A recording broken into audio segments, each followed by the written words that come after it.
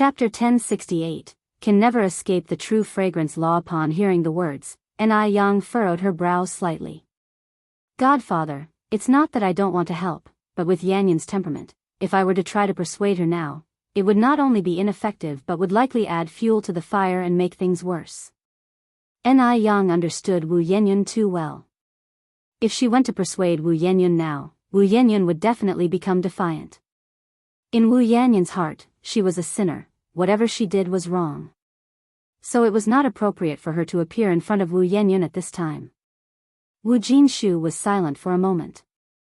Upon reflection, what Yang said made a lot of sense. Wu Yanyan hated Yang so much now, that if Yang stepped in, it would likely only make things more severe. Just like last time, when Wu Yanyan fell seriously ill, although it was Yang who cured her, not only did Wu Yanyan not feel the slightest bit of gratitude, but she also blamed Yang for saving her. With this thought, Wu Jinshu sighed, I wasn't thoughtful enough. In Wu Jinshu's heart, Yang was almost like an omnipotent being, capable of solving almost any problem. So when he encountered a problem, he immediately thought of Yang. But he had overlooked the most hidden danger of all. Yang, then what do you think I should do? Your godmother and I are really out of options, Wu Jinshu went on to say. Yang then said, 18 is a sensitive age. Godfather, you don't need to be too nervous. If you're worried about Yanyan going astray, I suggest you take her to see a psychologist for counseling. 18 is right in the throes of puberty, and kids at this stage are extremely sensitive. To them, a small incident can often be blown out of proportion, and they can easily get stuck in a dead end. See a doctor? Wu Jinshu asked, puzzled. Yanyan isn't ill, can seeing a doctor solve the problem? Yang nodded slightly, given the current circumstances, psychological counseling is the best approach. Psychologists are different from regular doctors. Psychologists are also consultants who use therapy to deal with psychological issues. Right now, Yanyan just can't get past the psychological barrier. Alright, I'll go back and discuss it with your godmother. Yang continued, I happen to know a very authoritative foreign psychologist. If you decide to bring Yanyan there, I can give you his contact information. Okay. After Wu Jinshu went back, he discussed the matter with Yan Erju. Yan Erju trusted Yang completely. Since Yang had suggested it, it must be right. Then let's take Yanyan to see him tomorrow, Yan Erju said. Wu Jinshu put his hat back on his head. Since you agree, I'll go get that psychologist's contact information from Yang right now. The treatment you receive at the hospital can be entirely different if you know someone from if you don't. Then hurry back, she said. Wu Jinshu went to the Ni family in the dark. After hearing about the situation with Wu Yanyan, Tsuhua sighed. Although she had already decided to disown this daughter, seeing Wu Yanyan in such a fallen state now made her somewhat sad. The next day, the Wu family couple planned to take Wu Yanyan to the hospital. When Wu Yanyan heard that her parents were going to take her to see a doctor, she became extremely emotional. Why take me to the hospital? I'm not sick. How absurd. Completely absurd. Wu Jinshu said, Yanyan, listen to me, this psychologist is for counseling, not like a doctor who treats illnesses and performs surgery. So what you're saying is, I have a psychological problem. Wu Yanyan retorted. What's wrong with my mental state? In your eyes, am I some kind of lunatic? Ridiculous, truly ridiculous. So in the eyes of her parents, she was just a lunatic. A lunatic who needed to see a doctor. Wu Jinshu immediately explained, no, Yanyan, nobody is saying you're a lunatic. We just think that you need some psychological counseling. Yan Erju also followed up with an explanation, Yanyan, just listen to your mom and dad this one time. You're still a student, but what kind of student doesn't go to school? Isn't that a psychological issue? Wu Yanyan then said, it's something Yang instigated again, isn't it? Did Yang tell you to take me to the hospital? Who else but Yang would do such things? Yang just couldn't bear to see her doing well. It was deliberate. If you find any errors, ads pop up, ads redirect, broken links, non-standard content, etc., please let us know each report so we can fix it as soon as possible. Chapter 1069, Can Never Escape the True Fragrance Law _2. Wu Jinshu said, "It's not Yang Yang, this matter has nothing to do with Yang Yang, it was something I heard from others, they said you need to see a psychologist. A psychologist can guide you through it, and you can then untie your heart knot." Ni Yang had thought it through carefully. If Ni Yang had come with him today to persuade Wu Yanyan, given Wu Yanyan's current condition, things would have definitely gotten worse. It was usually okay not to mention Ni Yang, but the moment Ni Yang and the Ni family were brought up, Wu Yanyan would change completely. Utterly unrecognizable. Thankfully, Ni Yang didn't come today. Under the current circumstances, Wu Jinshu could only deny that Ni Yang had anything to do with this matter. Wu Yanyan continued, "It is Ni Yang. Stop trying to fool me. Do you really think I'm an idiot?" Yan Erju sighed, "Xiao Yun, stop being so stubborn, let's go to the hospital." "I won't go. I'm not sick." Making her go to the hospital to see a doctor out of the blue, Ni Yang was clearly up to no good. She was doing it on purpose. Ni Yang told me to see a doctor, why doesn't she go herself? Yan Erju said, "Yan Yun, why do you always have to drag Yang Yang into everything? This really has nothing to do with Yang Yang. It's your dad and I, we want to take you to the hospital ourselves." "Not Ni Yang?" Wu Yanyan angrily said, "Do you dare swear it's not Ni Yang? If it is Ni Yang, may lightning strike me dead." Erju was stunned. Wu Jinshu was an atheist and immediately raised 3 fingers to swear, "Fine. I swear, if it's Ni Yang, may lightning strike me dead." With that, Wu Jinshu added, "Okay. Yan Yun, come with us to the hospital. It's not good for you to keep skipping school like this." Wu Yanyan still didn't trust Wu Jinshu. She knew for sure that Ni Yang was behind this. "Come on, Xiaoyun." Erju took Wu Yanyan's hand and began to lead her out. "Let go of me." Wu Yanyan shook off Erju's hand. "I'm not going to the hospital. I'm not going anywhere." Wu Yanyan turned and entered her bedroom, closing the door with a bang. Erju sighed, "Ah. What are we supposed to do about this?" Wu Jinshu also sighed helplessly. "Yanyan, please open the door." Wu Jinshu knocked on the door. "Your mother and I, we have no other intentions but to take you to see a psychologist." Yanyan, Wu Yanyan laid on the bed, her eyes listlessly staring at the ceiling, feeling extremely upset. Just because she wasn't their biological child, her foster parents would rather believe Ni Yang's words over hers. Seeing that Wu Yanyan still didn't respond, Wu Jinshu and Yan Erju, the husband and wife, helplessly shook their heads and returned to their own bedroom. Erju sighed, she hasn't gone to school for a week now. If this continues, not to mention a college diploma, she might not even make it into a regular university. After a pause, Erju added, "Is there really no other way than to see a psychologist?" Wu Jinshu shook his head. Yang Yang didn't say. "Yan Yun is angry now, maybe we should ask again tomorrow morning?" Erju said, "I never noticed before, but this child's personality is really strange. More than strange. Absolutely bizarre." "She's still young," said Wu Jinshu. "Maybe she'll understand better in a few years." Erju sighed, "She's 18, that's not young. She had been married when she was 18. Wu Jinshu fell silent for a moment. The next morning, Erju specially prepared breakfast that Yanyan liked and then knocked on Yanyan's bedroom door. "Yanyan, come out for breakfast."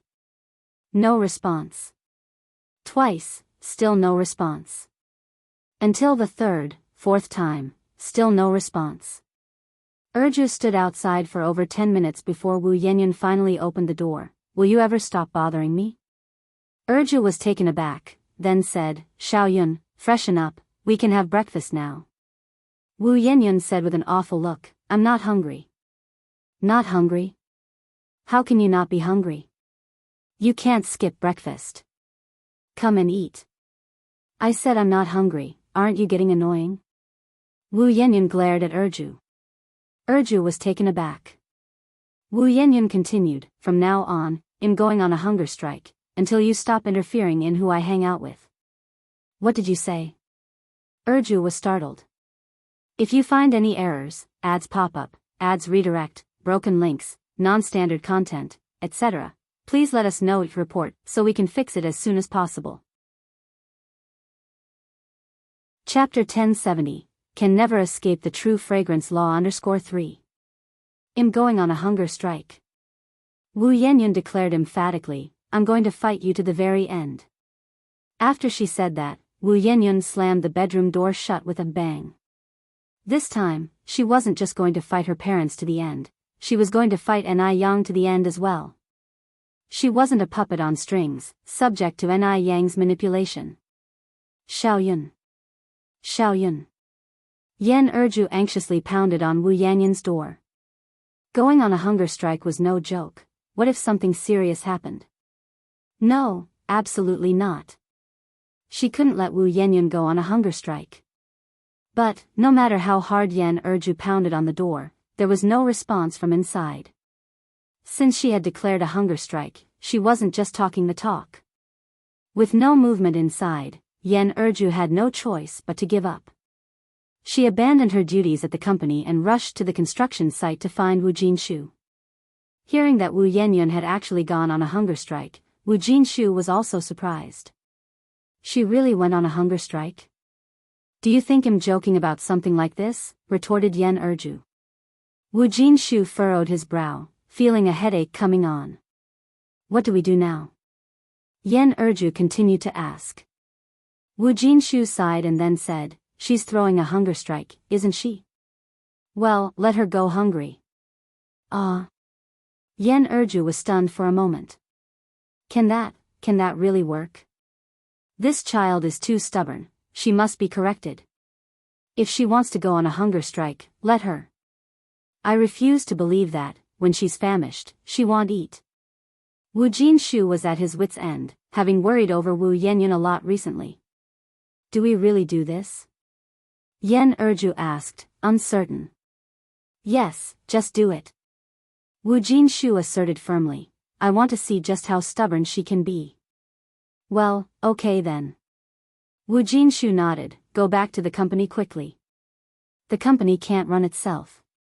Also, when you're back, lock away all the food at home, and collect the money as well. Yan Erju looked at Wu Jinshu in surprise. Since she wants to starve, let her be thoroughly starved. Wu Jinshu continued, when you go back, tell Wu Dalong and Wu Erlong that they are not to secretly give her anything to eat. Yan Erju still worried, what if she starves herself into serious trouble? Don't worry, a few days without food won't kill someone. When she's hungry, she'll naturally come to us to ask for food. She's a grown-up, not a child. Why she keeps causing such trouble, I don't understand. Yan Erju hesitated, then nodded her head. After returning, Yan Erju did as Wu Jinshu had said, locking away everything edible in the house along with the loose change, and she instructed Wu Dalong and Wu Erlong not to give Wu Yanyan anything to eat. Wu Yanyan lay in bed until evening, and for the entire day, except for Yan Erju calling her in the morning, no one asked her to eat. It was as if she had been forgotten. Was it because she wasn't their biological child? Would they just watch her starve to death? Wu Yanyan gazed toward the door, her mouth curling into a mocking smile. Did they think she was making an empty threat? Fine. Then she'd show them she wasn't bluffing. Determination deepened in Wu Yanyan's eyes. The next day, Ni Yang visited the construction site and, incidentally, inquired about Wu Yanyan's situation. Wu Jinshu shook his head helplessly. Yanyan absolutely refuses to go to the hospital with us. Now, she's even threatening us with a hunger strike. A hunger strike? Ni Yang asked incredulously. Over Wei Haoguang? Wu Jinshu nodded. Ni Yang frowned slightly. Yanyan is persistent. If she says she'll go on a hunger strike, she'll do it. Normally, people can only survive 3 to 5 days without food and water, Godfather, you should be careful not to let this get out of hand. I'm aware. The feeling of an empty stomach is very uncomfortable.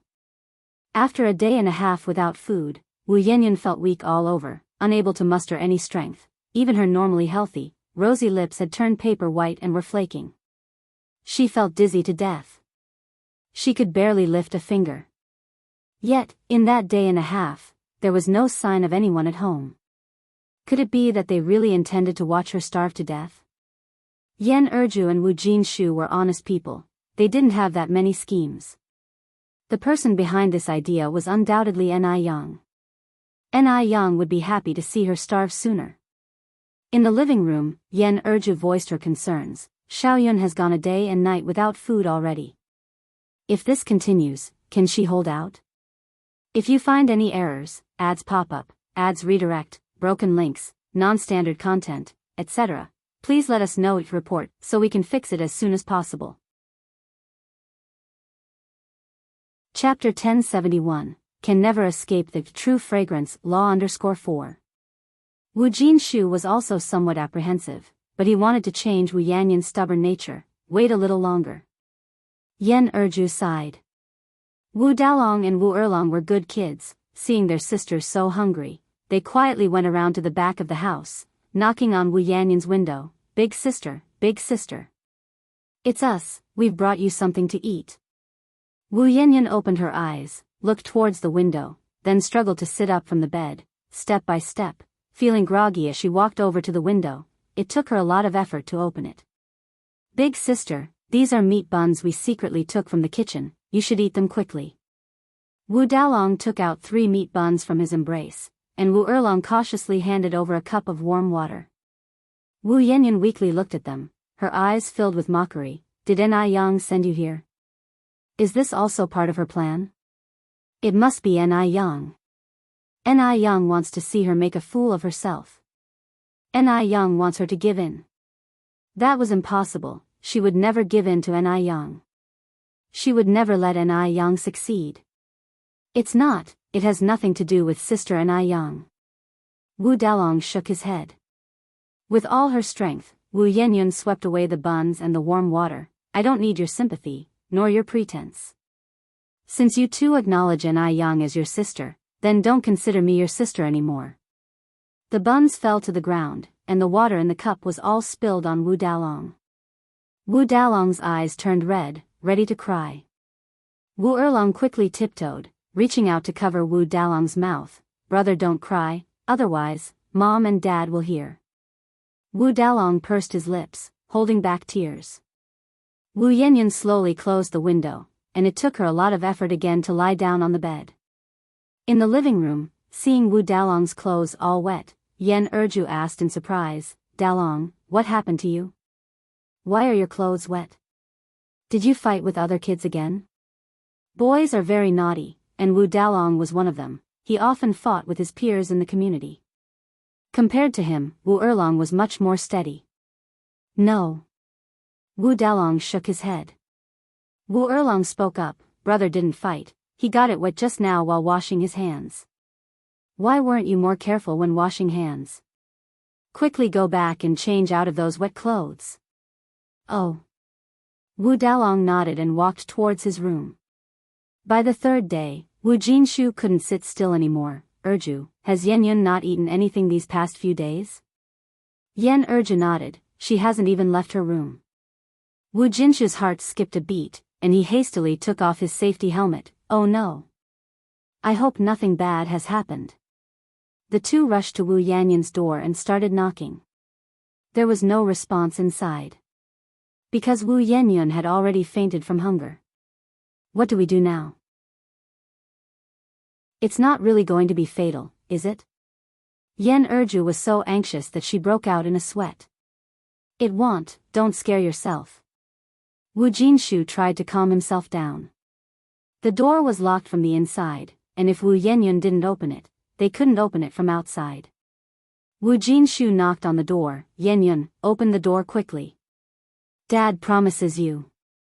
Dad promises that he won't interfere with who you make friends with from now on. Will you please open the door? Yan Erju was so anxious she was in a complete mess. her eyes reddening. This wouldn't do. Wu Jinshu turned to Yen Erju. Go fetch the axe from the house. What are you going to do? Yen Erju was startled. Break the door. Wu Jinshu said. Yen Erju breathed a sigh of relief. All right. I'll go now. Soon, the axe was brought over, and Wu Jinshu smashed the lock open with a few strokes. Yen Erju rushed in. Xiaoyun. Wu Yanyan was lying unconscious on the bed. Call 120. Quickly dial 120. Wu Jinshu ran out in a fluster. The ambulance arrived quickly, and luckily, Wu Yanyan didn't have any serious problems. After receiving the nutrient solution, she regained consciousness. Xiaoyun, why are you so stubborn? Yen Erju sobbed. Looking around the room, Wu Yanyan was first startled, then asked, where am I? This is the hospital. Yen Erju replied. Wu Yanyan thought for a moment, then stopped talking. At this moment, Wu Jinshu came in with a food container from outside. Yen Erju took the food container with both hands. Yanyan, you must be hungry, right? Have some porridge to start with. Your dad especially went out to buy this for you. If you find any errors, ads pop up, ads redirect, broken links, non-standard content, etc., please let us know it report so we can fix it as soon as possible. Chapter 1072, Can Never Escape the True Fragrance Law _5. Wu Yanyan turned her head away, without saying a word. Wu Jinshu sighed, I agree with you. He continued, from now on, your mom and I won't interfere with your social life. You can hang out with whomever you want. Drink your porridge, get better, and then go to school. Really? Wu Yanyan's eyes lit up. Wu Jinshu nodded, really? After saying that, Wu Jinshu added, this is your choice. If there's any disadvantage due to this matter, don't blame us, your parents, for not warning you. At this point, they could only let go, hoping that Wu Yanyan wouldn't do something to regret. Wu Yanyan nodded, Dad, don't worry, I understand. It's good as long as you are aware. Yen Erju scooped a spoonful of porridge to Wu Yanyan's mouth, eat up. Wu Yanyan then opened her mouth and ate the porridge. Days went by, and soon it was the day the factory was completed. To celebrate and to seek good fortune, Ni Yang bought a lot of firecrackers and fireworks, and also set up more than 50 tables in a banquet in the village. To ensure the quality of dishes, Ni Yang specifically chose 5 chefs from the top kitchen of the country's famous restaurant. The celebration lasted 3 days, and then the factory officially started operations. Including 12 security personnel, there were over 400 people in the factory, but the dormitory was only 1/3 full. The dorms were of 2 types. One was a 6-person room, similar to school dorms, with beds above and storage below. There was also a room for couples. Because of prior training and having the old guide the new, no mistakes occurred on the first day of work, and the production volume was more than 10 times that of before. Han Xiaoyu's father became the factory manager again, very delighted and determined to work hard not to disappoint Ni Yang. The next day, Ni Yang shipped a large batch of goods overseas. Wu Yanyan was leading a pleasant life during this period, with no one to supervise her. She would ride on Wei Heagang's motorcycle almost every evening after school. Today is Saturday. Du Jiaojiao invited Ni Yang to go shopping. Now, in early March, the weather was getting warmer, Ni Yang wore just a cheongsam, looking stunning and graceful. Du Jiaojiao, with a face full of envy, held Ni Yang's hand. They say winter is the season to gain weight, but you haven't gained a bit, your waist is still so slim. Usually, she saw Ni Yang eat whatever she wanted without specifically dieting, yet she didn't gain weight. Ni Yang smiled and said, a good figure also needs maintenance. Hearing this, Du Jiaojiao's eyes brightened, really? How do you maintain it? If Sister Jiaojiao is interested, I can make a list for you when I get back. Sure. Du Jiaojiao nodded. Then they went to buy clothes and bags, and finally went to the backstreet food alley to eat. Seeing how Du Jiaojiao had lived a luxurious life from childhood, This was her first time eating at a stall. I didn't expect street food to taste so good, said Du Jiaojiao, surprised. What surprised her more was that Ni Yang also ate at street stalls. She had thought Ni Yang, like her, only frequented upscale restaurants like the famous ones. It appeared she knew very little about Ni Yang. Ni Yang said, actually, the real delicacies are hidden in the streets, right, Sister Jiaojiao? That stall's stinky tofu is also very tasty, want to try some? Saying so, Ni Yang led Du Jiaojiao to the stinky tofu stall. Stinky tofu? That smell isn't pleasant. Du Jiaojiao pinched her nose, incredulous. Yang, you actually eat this kind of stuff? That's too exotic. The stall owner said, comrade, don't just judge stinky tofu by its smell. It's actually very tasty. Ni Yang, taking the stinky tofu handed by the boss, said, exactly, it's delicious. Sister Jiaojiao, try one. Du Jiaojiao shook her head hurriedly, no, I don't want it, I'll never eat that. 5 minutes later. Du Jiaojiao held a skewer of stinky tofu and said while eating, delicious. Ni Yang, after finishing the stinky tofu, the two of them went on to stroll elsewhere. Meanwhile, Wu Yenyun and Wei Haoguang also went out shopping. Wu Yenyun spotted Du Jiaojiao eating stinky tofu immediately. Looking around and noting Du Jiaojiao, Ni Yang wasn't there. Wu Yenyun handed what she had in her hands to Wei Haoguang, wait here for me. If you find any errors, ads pop up, ads redirect, broken links, non-standard content, etc., please let us know, report, so we can fix it as soon as possible. Chapter 1073, Can Never Escape the True Fragrance Law _6. Where are you going? Wei Haoguang asked. Wu Yenyun replied, I saw an acquaintance, I'm going over to say hi. Okay. Wu Yenyun walked up to Du Jiaojiao and greeted her with a smile, Sister Jiaojiao. Because of the last time Wu Yenyun bad-mouthed Ni Yang in front of her, Du Jiaojiao no longer had a good impression of her. Only petty people gossip. Ni Yang had never said a bad word about herself in front of her. Du Jiaojiao responded indifferently with a nod. Wu Yenyun wasn't a fool, she clearly felt Du Jiaojiao's cold demeanor. Du Jiaojiao wasn't like this before. She hadn't offended Du Jiaojiao. Why had Du Jiaojiao become like this?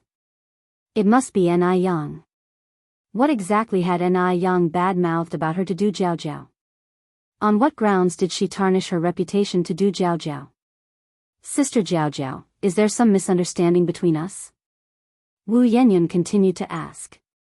No, there isn't, said Du Jiaojiao. Wu Yenyun sighed, then, it must be Ni Yang who's been talking about me behind my back, right?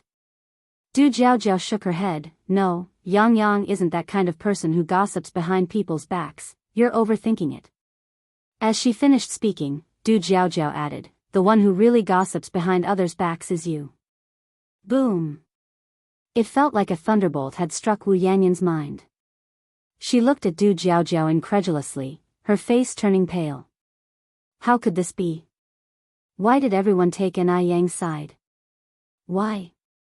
After a long while, Wu Yenyun came back to her senses and stammered, Sister Jiaojiao, you've misunderstood. Du Jiaojiao looked at Wu Yenyun and said, you should learn the meaning of contentment.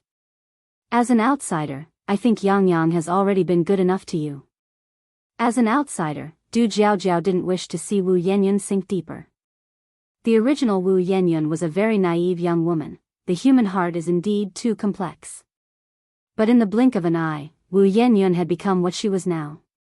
Sister Jiaojiao, you don't know, you don't understand, Wu Yenyun continued, I am Ni Yang's biological sister, discarded by their family for their preference for sons over daughters. Du Jiaojiao frowned slightly, but you must understand, it wasn't Yang who discarded you. As an elder sister, she repeatedly reached out to help you, and she owes you nothing. You should be grateful that you have such a good sister, rather than holding any resentment.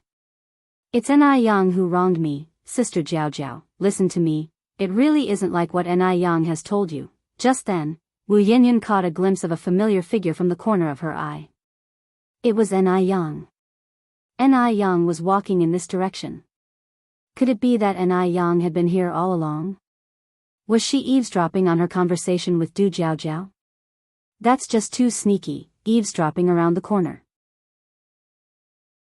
Sorry Sister Jiaojiao, I have other things to attend to, I will explain to you in detail some other time. I must go. With that, Wu Yanyan turned and left. Watching Wu Yanyan's retreating back, Du Jiaojiao sighed helplessly. Was that person just now Yanyan? In fact, Ni Yang was not eavesdropping, she held no interest in doing such a thing. She had gone to the restroom and was just returning. Du Jiaojiao nodded, I think that girl is beyond saving. Ni Yang understood what Du Jiaojiao meant and laughed, let her be. Du Jiaojiao looked at Ni Yang, aren't you even a bit curious about what Wu Yanyan said to me? Ni Yang replied indifferently, I don't want to know. After all, she no longer had any expectations for Wu Yanyan. Seeing that Ni Yang really didn't want to know anything, Du Jiaojiao didn't say anything more. Right, where's Duo? Wasn't he following right behind you just now? Du Jiaojiao suddenly realized Duo was gone. Ni Yang said, he's probably flown off to play somewhere. Don't worry about him. Duo is a bird that's quite the handful, always flying off everywhere, and he likes to flirt around outside.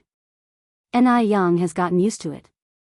On this end, Wei Haoguang said in surprise, Yanyan, this bird is yours? It can even talk. Wu Yanyan shook her head, it's not mine, it belongs to a, she paused before continuing, friend. Oh, Wei Haoguang nodded. Yanyan, I'm hungry. Duo flapped his wings and said. Wu Yanyan looked up and said, then come back with me, I'll get you something tasty to eat. Great. Duo was very happy. Wu Yanyan brought Duo back to the Wu family home and got him a lot of tasty treats. Duo was so pleased. Wu Yanyan then said, Duo, do you know where Mr. Du's house is? I know. Wu Yanyan's eyes lit up, then can you take me there? Knowing where Mr. Du lived, she could create some accidental meetings, and also find an opportunity to clear up the last misunderstanding with Mr. Du. Duo promptly flapped his wings and led the way. Duo led Wu Yanyan all the way to Deming Pavilion. Wu Yanyan looked at the gate of Deming Pavilion, confused and asked, Mr. Du lives here? Little bastard. Little bastard. Duo flapped his wings and flew into Deming Pavilion. Now Wu Yanyan could be sure that Mr. Du truly lived here.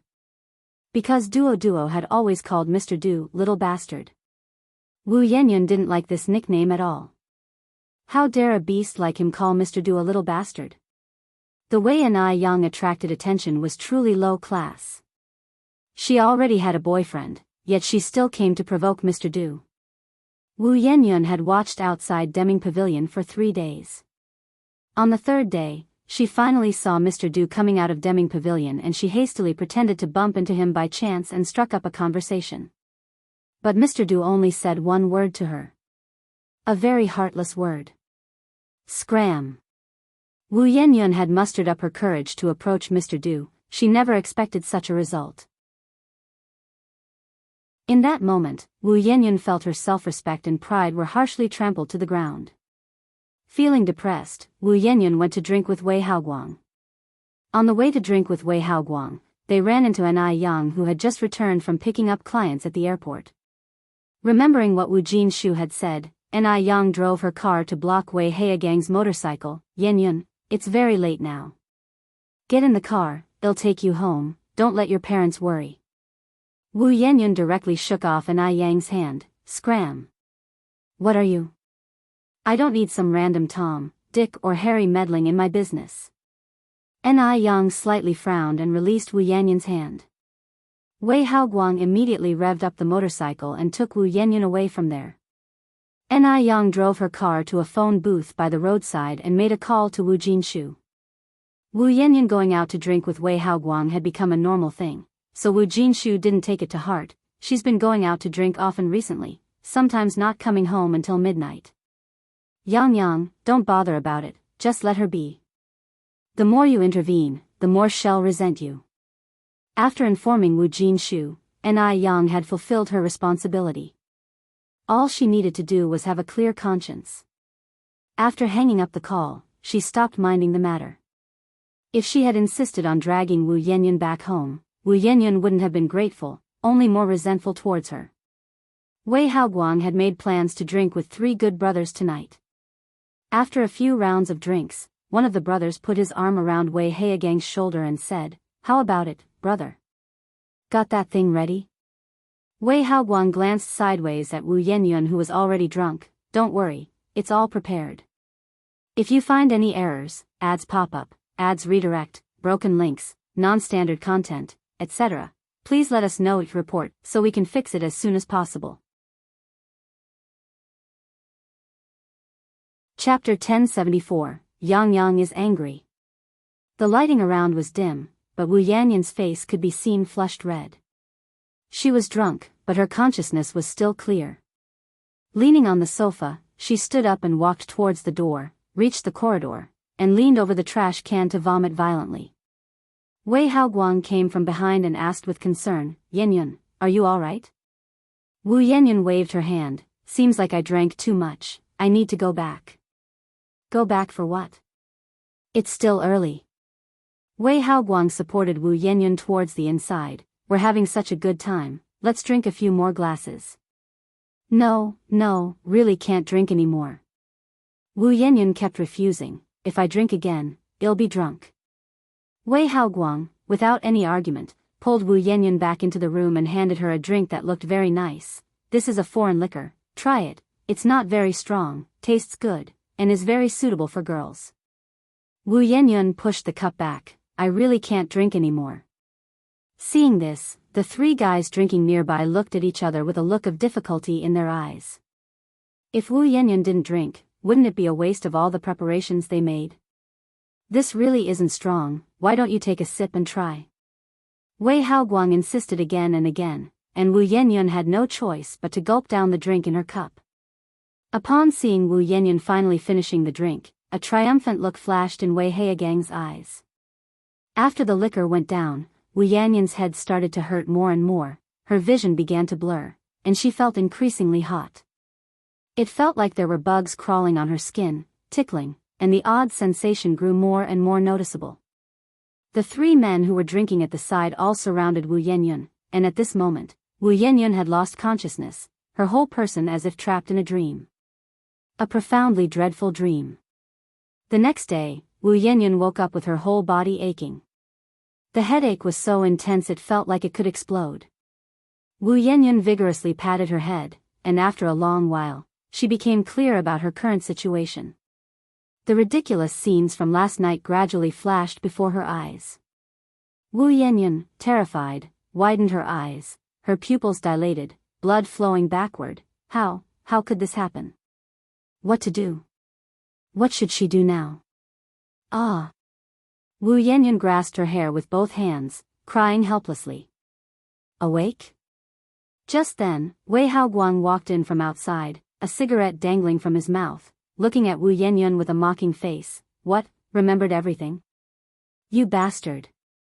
Wu Yanyan grabbed a pillow and threw it fiercely at Wei Haoguang. "You all are bastards." Wei Haogang's smile faded as he walked over and grabbed Wu Yanyan's wrist. "Wu Yanyan, have you forgotten what you were like last night? No one forced you last night." Indeed, no one had forced Wu Yanyan last night. She always thought it was a dream. If she knew it was real, she definitely wouldn't have done that. Remembering those ludicrous things, Wu Yanyan felt almost insane. "The last drink you gave me had something in it, right?" Wu Yanyan stared hard at Wei Haoguang. "Wei Haoguang, you're not human. You'll get what's coming to you." Wu Yanyan was no fool, she knew the problem must have been with the last drink. Wei Haoguang spoke without fear. "You say there was something wrong with my drink, do you have evidence? If you are capable, go to the police. Let everyone know you're a shameless slut." "Call the police? Dare Wu Yanyan call the police? Of course not. This is a conservative era. For a young girl to encounter such an unspeakable incident, she'd wish to hide it as tightly as possible. Who would go to the police voluntarily? Even if she did go to the police voluntarily, she couldn't withstand the strange looks from others. Nothing is more important than her chastity. Wei Haoguang was so arrogant precisely because he knew this. Wu Yanyan was stunned, tears streaming incessantly from her eyes. Get out. Get out now. Wu Yanyan pushed Wei Haoguang away with all her might.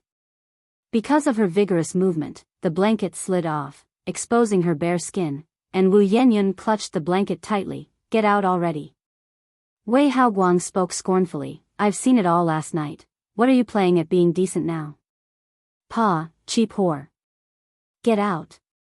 Get out. Go away. Wu Yanyan's emotions neared collapse. She now regretted knowing Wei Haoguang and regretted going out to drink with him. If you find any errors, ads pop up, ads redirect, broken links, non-standard content, etc., please let us know your report so we can fix it as soon as possible. Chapter 1075, Yang Yang blows up. _2. She never expected Wei Haoguang to do such a thing to her. Humiliation, awkwardness, and various emotions mingled together, making Wu Yanyan wish she could smash her head against the wall and die. Watching Wu Yanyan like this, Wei Haoguang tugged at the corner of his lips and turned to walk towards the door. Sitting on the bed, Wu Yanyan finally couldn't hold back and cried out loud under the covers. She was tainted. She would never be worthy of a man like Mr. Du anymore. What should she do? Why did things turn out this way? It was about half an hour later that Wu Yanyan stopped crying and slowly put on the clothes she found on the bed. When she returned home, Wu family's couple was sitting at the dining table eating. Seeing Wu Yanyan coming back, Yan Erju didn't ask where she went last night, but just said, Yanyan is back, come wash up and eat. After the fasting incident, the Wu couple didn't dare to pry into Wu Yanyan's matters anymore. Such matters, if not handled well, could lead to death. Oh. Wu Yanyan replied listlessly. They don't care about her anymore. If it was before, her parents would definitely show concern if she spent a night outside. But today, her parents didn't even ask. Just because she is not their biological child? She felt like an orphan, bullied outside and without family to stand up for her. What meaning is there left in life? Mockery filled Wu Yanyan's eyes. Wu Yanyan went to the bathroom and repeatedly showered, crying while she did. Seeing that Wu Yanyan hadn't come out of the bathroom, Yan Erju felt something was off and went to knock on the door. Yanyan, what's wrong? Why are you taking so long? It'll be done soon, Wu Yanyan said. Yan Erju slightly furrowed her brows. Yanyan, your voice sounds off. Did something happen? Wu Yanyan's eyes reddened, and she barely stopped herself from crying, almost bursting into tears again. I'm really fine, don't worry. Wu Yanyan hurriedly finished up and came out dressed. Yanyan, did you cry? Yan Erju was surprised as she looked at Wu Yanyan. No. Wu Yanyan shook her head. Then why are your eyes red? Yan Erju held Wu Yanyan's hands worriedly. Yanyan, tell mom honestly, did something happen last night? Wu Yanyan rushed to say, I just got shampoo in my eyes while washing my hair. I'm fine, mom. Are you really okay? Yan Erju asked. Really? Wu Yanyan nodded her head. She must never let Yan Erju and Wu Jinshu find out about this. If they knew, they would surely tell Ni Yang. Ni Yang would definitely mock her. She didn't want Ni Yang to see her as a joke. No one should see her as a joke. No one at all. Wu Yanyan clenched her fists tightly. Afraid to say too much in case Wu Yanyan would get angry again, Yan Erju sighed. If there's anything, you must tell mom and dad. Okay. Wu Yanyan nodded, then said, Mom, I'm tired, I'm going back to my room to sleep for a while. I'll bring the food to your room then.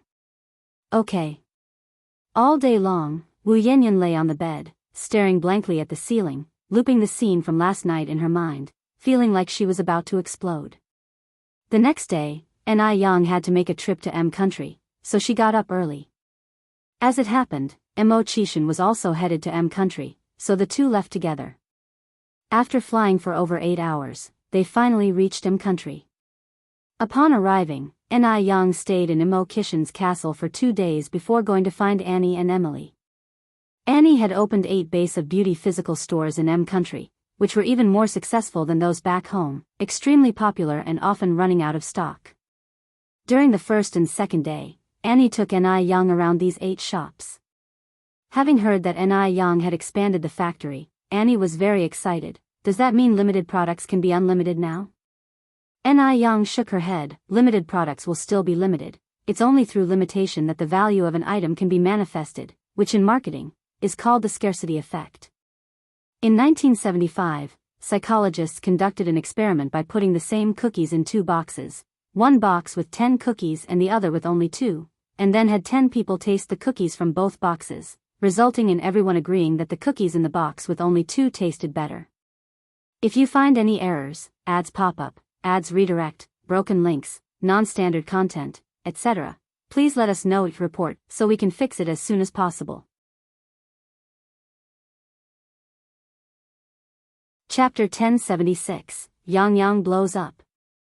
_3. We have a saying in China that goes, better to be short than overfilled.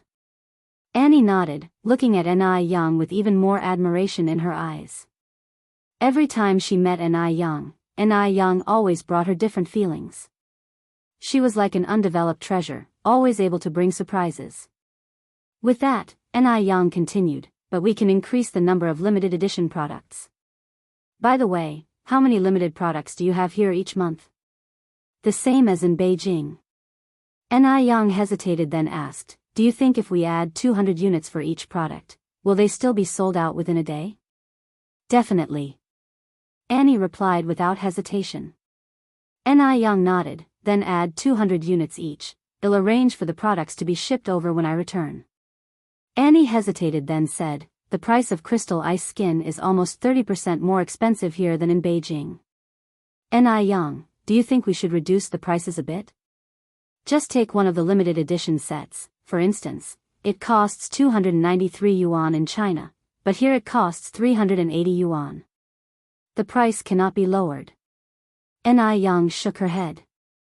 Imported goods involve tariffs and freight costs. These mixed expenses naturally make the prices higher. Moreover, if we forcibly reduce the prices to match those domestically, then the products will also devalue and become cheap. Ni Yang developed crystal ice skin in the country market, aiming to make a good profit from country people. She is a businessman, obviously prioritizing profit. However, Ni Yang also had other ideas for raising the price of crystal ice skin in country. She wanted more people to know about China, where in generations many people are busy flying overseas to procure famous skincare brands for Chinese, but there has never been any shopping agents from other countries flying to China to obtain Chinese skincare products.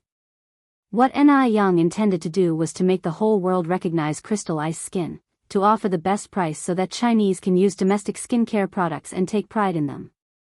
Hearing this, Annie nodded, okay, I understand. After all, Ni Yang is the boss, and if Ni Yang disagrees with the price reduction, she can't do anything about it. On the 3rd day, arranged by Annie, Ni Yang met with the Washington agent, Joy, to discuss the agency matter for crystal ice skin. Joy, also a loyal fan of crystal ice skin, and a good friend of Annie, had heard from Annie that the founder of crystal ice skin was a young girl, but Joy wasn't expecting Ni Yang to be so young and beautiful. Meeting Ni Yang in person, Joy was taken aback. It's a pleasure to meet you, Joy.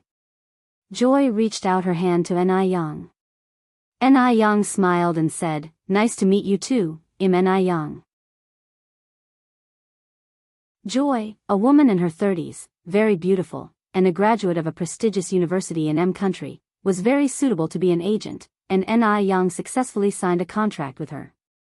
On the 5th day, after sorting all the affairs, Ni Yang and Emily embarked on a trip to the hot air balloon country, planning to have a good time there. During Ni Yang's absence, Duo missed her terribly, to the point of losing his appetite. Every day at a certain time he would incessantly call, Yang Yang, Yang Yang. Ni Tsuhua smilingly said, Yang Yang hasn't come back yet. When will Yang Yang come back? Duo asked. In a few more days, replied Enitsuehua. What does in a few days mean? Duo tilted his head looking at Enitsuehua, his eyes full of question marks. Enitsuehua asked again, do you miss Yang? I miss Yang. Duo replied without hesitation. Enitsuehua laughed, do you know what missing means? You silly dog, missing Yang. Duo tilted his head talking to Enitsuehua. Silly dog? Hearing this, Enitsuehua burst into laughter. This Duo, becoming smarter and smarter. Meow. Depang reached out his paw and tapped Duo. Angry, Duo jumped onto Depang's head and pecked fiercely, you dumb cat.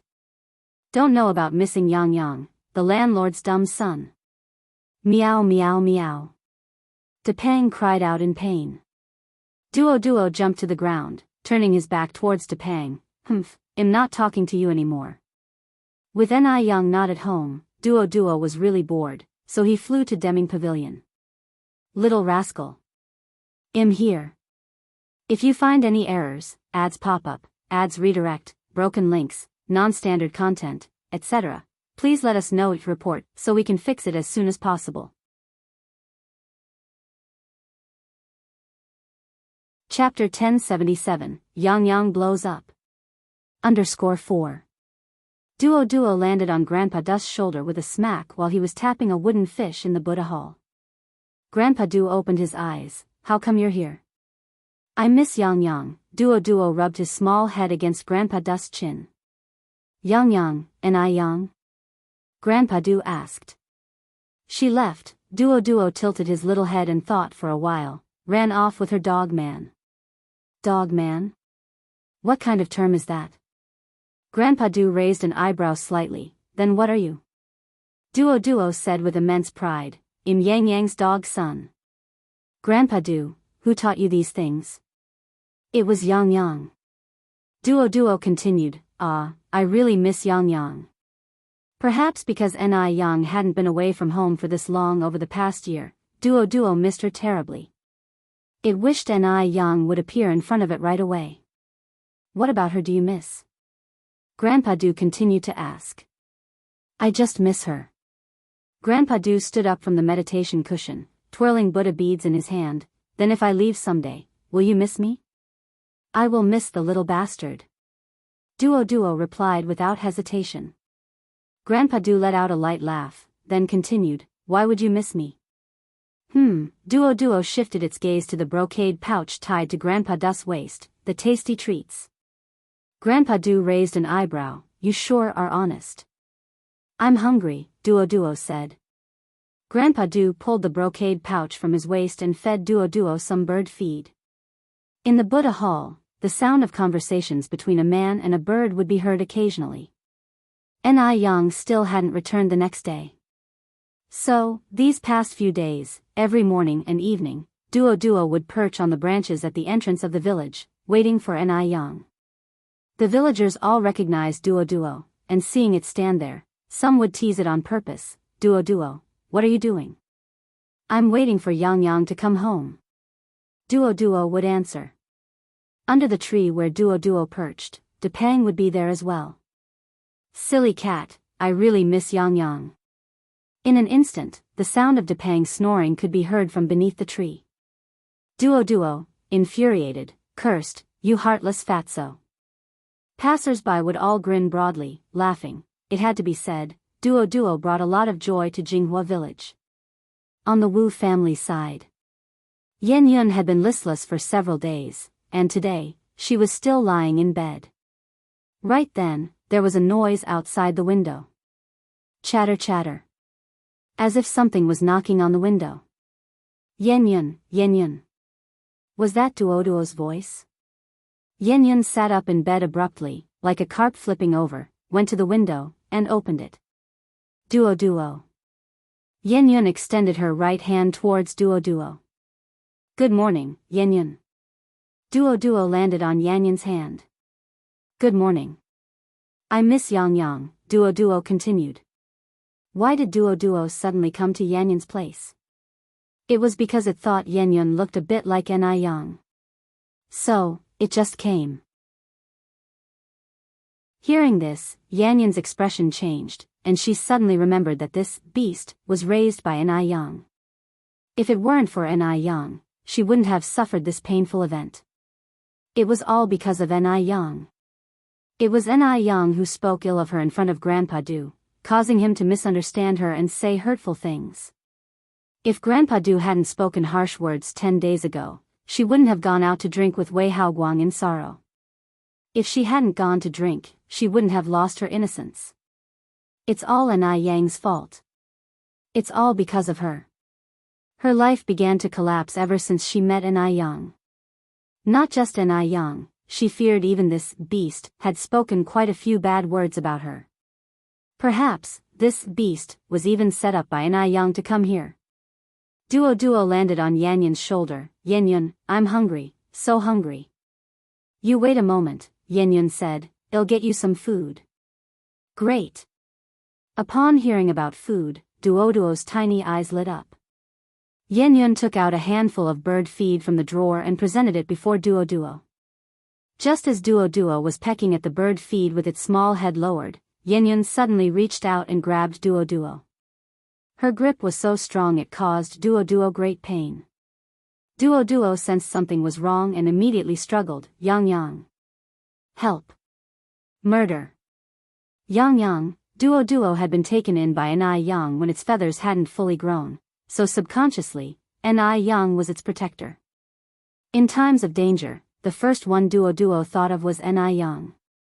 Shut up. A fierce light suddenly appeared in Yanyun's eyes. The next morning around 8, Ni Yang returned from country. Meow. As soon as she arrived home, Depeng enthusiastically greeted her. If you find any errors, ads pop up, ads redirect, broken links, non-standard content, etc., please let us know it report so we can fix it as soon as possible. Chapter 1078, Yang Gets Angry. _5. Ni Yang reached out and patted Depeng's head. Depeng, why are you alone? Where's your brother? Ni Tsuhua replied with a smile. Yang, didn't you see Duo on the tree branch at the entrance of the village when you arrived? These days, it has been calling for you several times every day, waiting on the branch for you morning and evening. No, I haven't, Ni Yang shook her head. Not seen? That was a bit odd.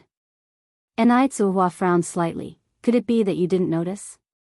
Ni Yang said, even if I didn't notice, Duo should have seen me.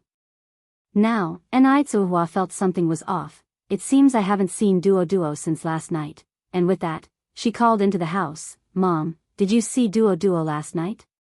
Old Lady Shangguan came out of the room and after thinking said, I didn't see it. I remember when I locked the door last night, the bird's nest was still empty. The weather was still a bit chilly, so Ni Yang had built a warm little nest for Duo indoors. Since Duo often stayed out overnight, old Lady Shangguan didn't pay much attention to it at the time. Suddenly, Ni Yang had a bad feeling in her heart and quickly set down her bags. I'll go out and look for it. Ni Tsuhua said, it's not the first time Duo didn't come home at night. It must be fine, Yang, don't worry. You just got off the plane, have something to eat first. Ni Yang shook her head, no. I can't eat until I find Duo. Having spent 2 years with Duo, from chick to fully feathered adult, Ni Yang had come to see Duo as a member of the family. With that, Ni Yang hurried out the door. She went to Demingxian first. Besides liking to mingle with other birds outside, Duo also liked to fly into Old Du's house. Old Du was surprised to see Ni Yang. Ni Yang? When did you get back? Ni Yang was also surprised. How do you know I haven't been home lately? It was Duo that told me. Old Du continued, you don't know how much that little fellow missed you, mentioning you several times a day. It missed you. I came to look for Duo. Is Duo here? Ni Yang asked. Old Du shook his head. No, it has not come here for the past 2 or 3 days. Has Duo gone missing? Ni Young nodded. Yes, my mom said she hasn't seen it since last night. Since it's not here, I'll go look elsewhere. I'll come with you. Upon hearing about Duoduo's disappearance, old Du was also very anxious. Ni Young said, no need, I can go by myself. Old Du didn't insist, then call me when you find it. Will do. Since Duoduo wasn't at Old Du's place, Ni Young had no choice but to visit several places Duoduo usually liked, but Duoduo was nowhere to be seen. Duoduo. Ni Young called out urgently. Just then, a bird call sounded in the sky. Chirp. Ni Young recognized it as Duoduo's mate, which had led her to find Duoduo when old Du had caught it by mistake last year. You know where Duoduo is, right? Chirp. Duoduo's mate circled in midair as Ni Young opened the car door to the driver's side. You lead the way. Chirp. The more Ni Young followed, the more familiar the route seemed. Wasn't this the way to the Wu family's place? Could it be that Duoduo went looking for Wu Yenyun? The thought that Duoduo might have gone looking for Wu Yenyun relaxed Ni Young. She knew how smart Duoduo was. It definitely wouldn't have been caught by bad people. Wu Yenyun had visited the Ni family many times, and her relationship with Duoduo was quite good, so it made sense for Duoduo to look for Wu Yenyun. Sure enough, the black myna bird landed and stopped in front of the Wu family's apartment building. Ni Young knocked on the door. The person who opened the door was Yen Erju. Seeing Ni Young, Yen Erju was surprised. Yang, what brings you here? Ni Young got straight to the point. Godmother, has Duoduo come to your place? No, I haven't seen Duoduo come here. Yen Erju shook her head. Chirp chirp chirp. The black myna bird flew circles in the living room and then flew towards the door of Wu Yanyun's room. Yen Erju was also puzzled. Could Duoduo be in Zioyan's room? Godmother, is Yenyun home? Ni Young asked. She went to school, Yen Erju replied. Ni Young continued, can I go in and take a look? If you find any errors, ads pop up, ads redirect, broken links, non-standard content, etc., please let us know. Report so we can fix it as soon as possible.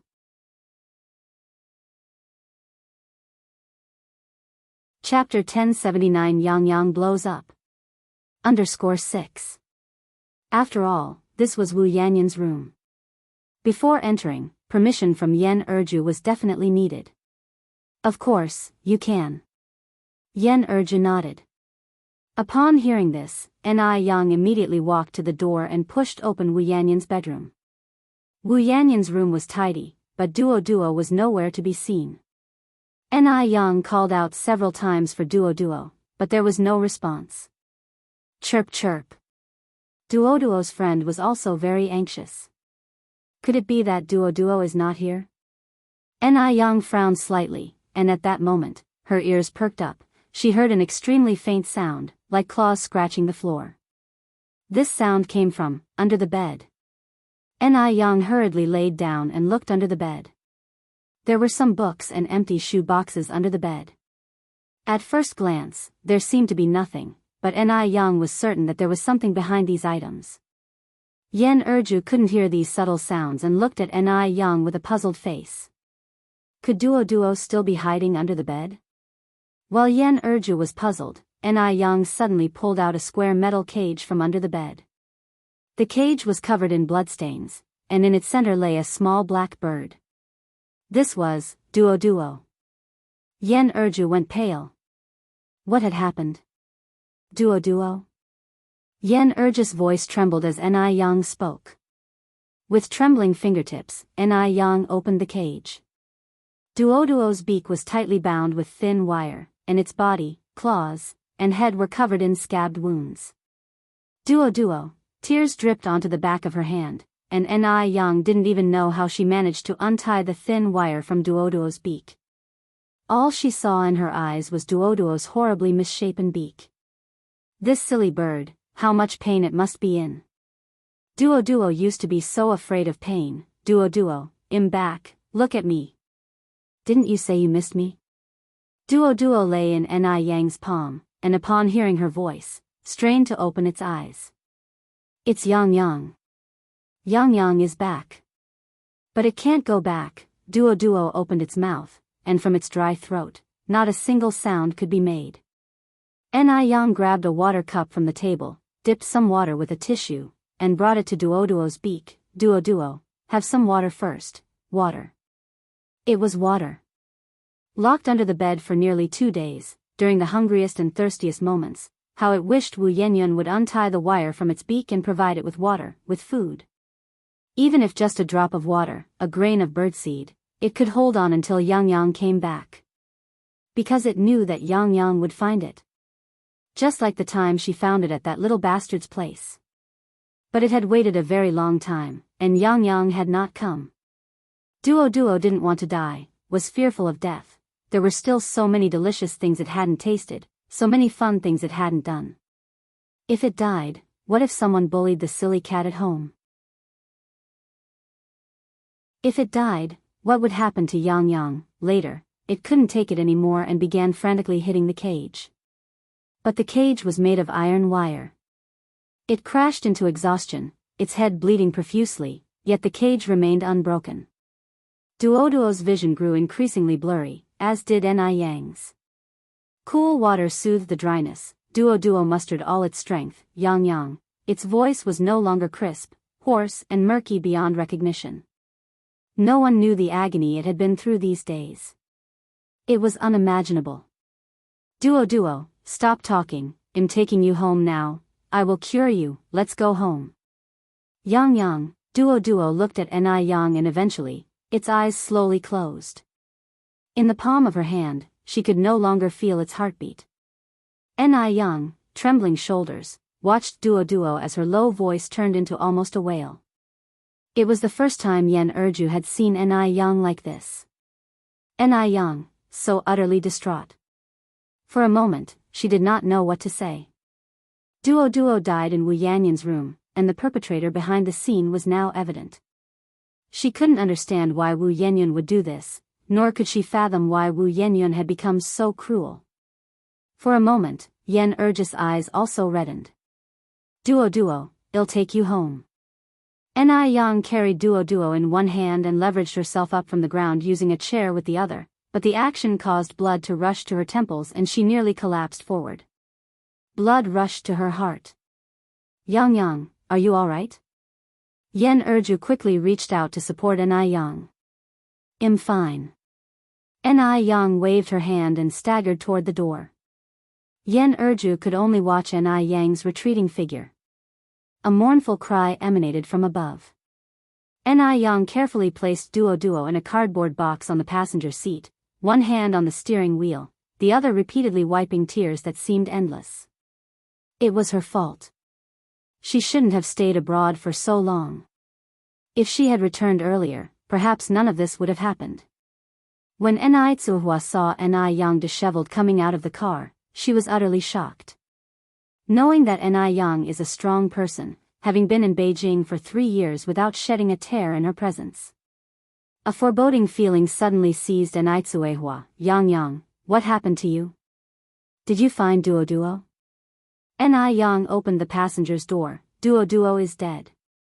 What? Ni Quihua's eyes widened, thinking she was hallucinating. It's dead. Ni Yang took out the cardboard box from the passenger seat. My God. Seeing the battered Duo Duo, Ni Tsuehua covered her mouth, her eyes instantly reddening with tears flowing. Who can remain indifferent in the face of such emotions? They had spent so much time with Duo Duo, and its quirky, charming nature had already made it a member of their family. With a hoarse voice, Ni Tsuehua asked, what happened to Duo Duo? How did it die? Who did this?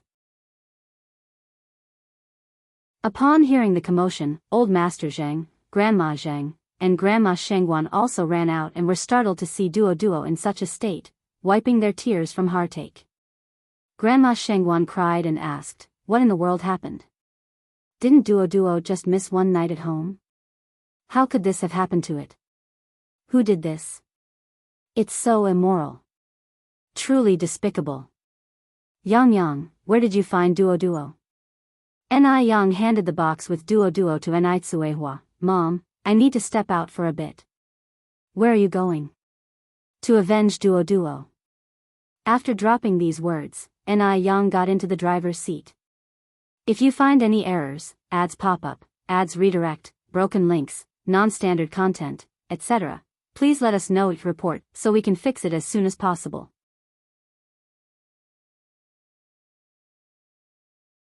Chapter 1080, Notorious Avenging Duo Duo?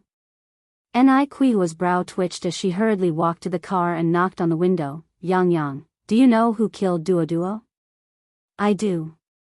Ni Yang's eyes were wrapped in a touch of coldness, and her voice was extremely chill. For such a long time, Elder Zheng, Madame Zheng, and Elder Shengguan had never seen Ni Yang like this. In their memory, Ni Yang had never lost her temper. She always greeted everyone with a smile, so much that everyone thought Ni Yang was always tempered. They never imagined that Ni Yang losing her temper would be so terrifying. Nitsuehua continued, so who is the person who killed Duo Duo? Yang Yang, calm down a bit.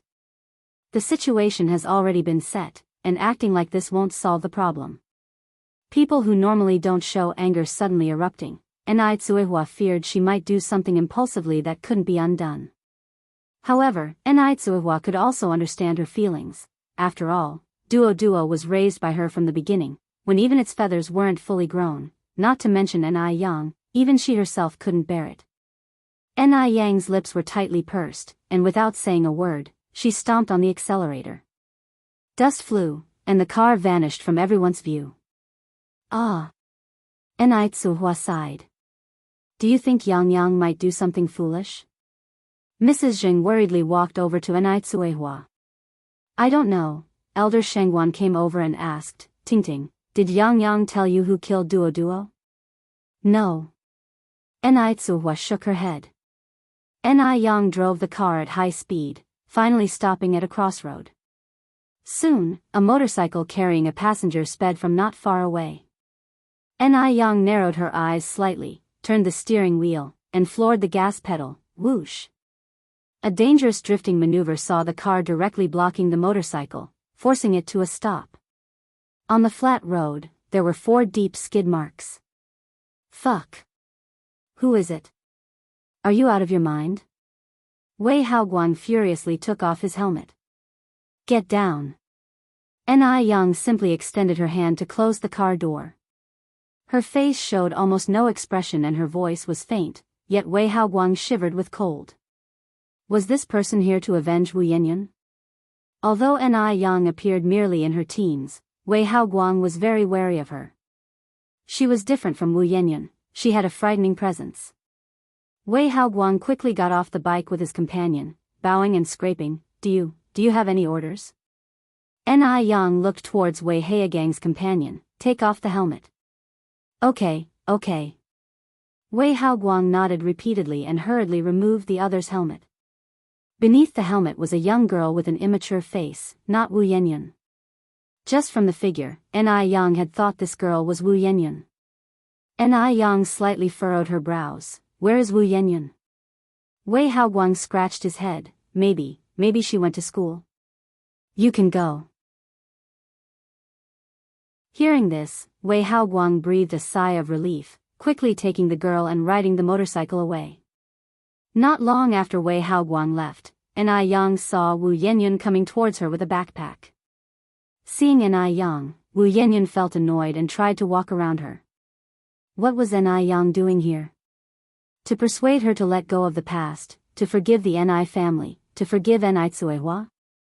Just then, a shadow blocked in front of Wu Yanyan. Stop. 2 words, very cold, as if wrapped with a layer of ice, chilling to the bone.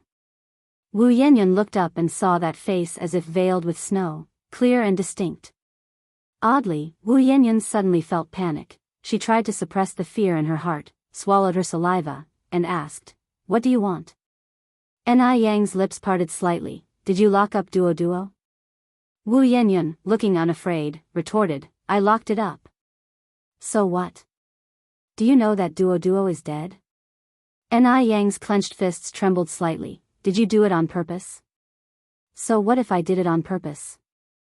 Wu Yanyan's lips curled into a mocking smile. From the looks of you, are you going to mourn that beast in sackcloth and ashes?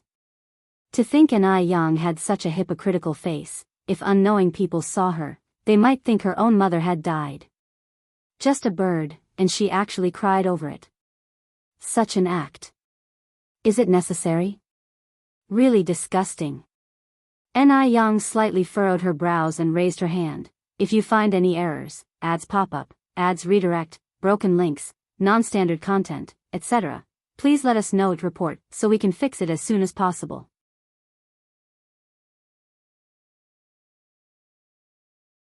Chapter 1081 Notorious_2. Slap. A loud slap landed on Wu Yanyan's left cheek. Wu Yanyan's face was struck violently, her mouth corner oozing a trace of blood, her ears buzzing. She covered her left cheek, looking at An Yang incredulously. You hit me. An Yang, you actually hit me over a beast. Could it be that in An Yang's heart, her own younger sister is worse than a beast? That's laughably absurd. What bond of flesh and blood, what thicker than water? All lies. All of it is fake. An Yang extended her hand and grabbed Wu Yanyan's chin, looking down at her. Duo is just a bird, how did it ever offend you? Why must you antagonize it? So An Yang also knew that Duo was just a bird, huh? She's actually humiliating her own sister over a bird. Wu Yanyan's eyes were full of mockery. It deserved to die. That beast should have died long ago. It's good that it's dead. You think you're so mighty, An Yang? If you're so mighty, why couldn't you save that beast? Do you know how miserably it died? By the end, Wu Yanyan even started laughing. An Yang, don't think I don't know what you've been secretly doing. You used that beast to speak ill of me in front of others. You used that beast to spy on me. That beast is just as disgusting as you are. I wish I could tear that beast into pieces, but that would be too quick a death for it. I'd rather torture it slowly, letting it die in endless agony. Why should she be the only one to suffer this pain? She's only 18 this year, why should she bear the pain of being abandoned, sold, and deprived of her innocence? An Yang should be the one suffering this pain. It was An Yang who caused her to end up this way. Without An Yang, none of this would have happened. So, in Wu Yanyan's eyes, Duo is a substitute for An Yang. When she was torturing Duo, she didn't feel it was cruel, but rather refreshing. Hearing these words, An Yang's hand holding Wu Yanyan's chin trembled. Before her eyes flashed over and over the scene of Duo lying in the palm of her hand. It was in so much pain, so uncomfortable, so desperate to live, yet she was powerless, and the culprit of it all was Wu Yanyan. Then you should accompany Duo in death. As the words fell, An Yang pulled out a dagger from her waist, the sunlight making the cold blade gleam. At that moment, An Yang burst out with a bloodthirsty ferocity. She's gone mad. An Yang has gone mad. She's actually harboring murderous intentions against her own sister. Wu Yanyan's pupils shrank, the reflection of the dagger in her eyes growing larger. Just when the dagger was about to strike down, she closed her eyes tightly in fright. Shoo! The expected pain did not come. Wu Yanyan opened her eyes, only to see An Yang holding a strand of hair in her hand, her eyes filled with chilling coldness. An Yang gripped the hair with one hand, and Wu Yanyan's chin with the other, leaning close to her ear and saying, "Push me too far, and I'll take your life. Believe it or not." After the words, An Yang let go of Wu Yanyan and got into the car directly. Wu Yanyan, supporting herself with her hands on the ground, watched as the car disappeared, feeling unwilling and suddenly felt a surge of acid from her stomach and started to retch on the spot. After retching for a while, Wu Yanyan finally felt slightly better. With her burning left cheek, she headed towards her home. As soon as she got home, she was greeted by a scolding from Yen Erju. They are all the same. Every one of them. In their eyes, she is worse than a beast. Her face was bruised by An Yang, yet Yen Erju didn't even have a word of concern. Enough. Wu Yanyan looked up, furiously staring at Yen Erju. Am I really worth less than a beast in your eyes? If that's really the case, just kill me with one stroke. Paying off the beast's life should be fine, right? Saying this, Wu Yenyun picked up a fruit knife from the table and handed it to Yen Erju. Yen Erju was startled, snatched the fruit knife from Wu Yenyun's hand and threw it on the ground. Just put on a show, keep on acting. I don't care about you anymore. When Enai Yang got home, she just happened to encounter Shangguan Dehui holding car keys on his way out. Seeing Enai Yang, Shangguan Dehui's face lit up. Yang, you're back. Worried Enai Yang might do something reckless, Shangguan Dehui had been about to drive out to look for her, but upon seeing Enai Yang return, he too breathed a sigh of relief. If you find any errors, ads pop up, ads redirect, broken links, non-standard content, etc., please let us know each report so we can fix it as soon as possible.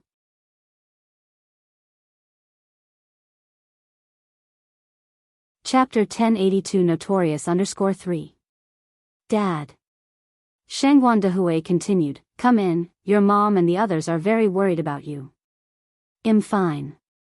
They both went in, and upon entering the house, Enai Tsuhua approached. Yang, are you alright? Enai Yang shook her head slightly. Where is Duo? Enai Tsuhua sighed, over there. Enai Tsuhua placed Duo into its favorite nest. Depang stood motionless beside Duo, occasionally touching Duo's little head with its little paws, seemingly puzzled as to why Duo was ignoring it. Meow.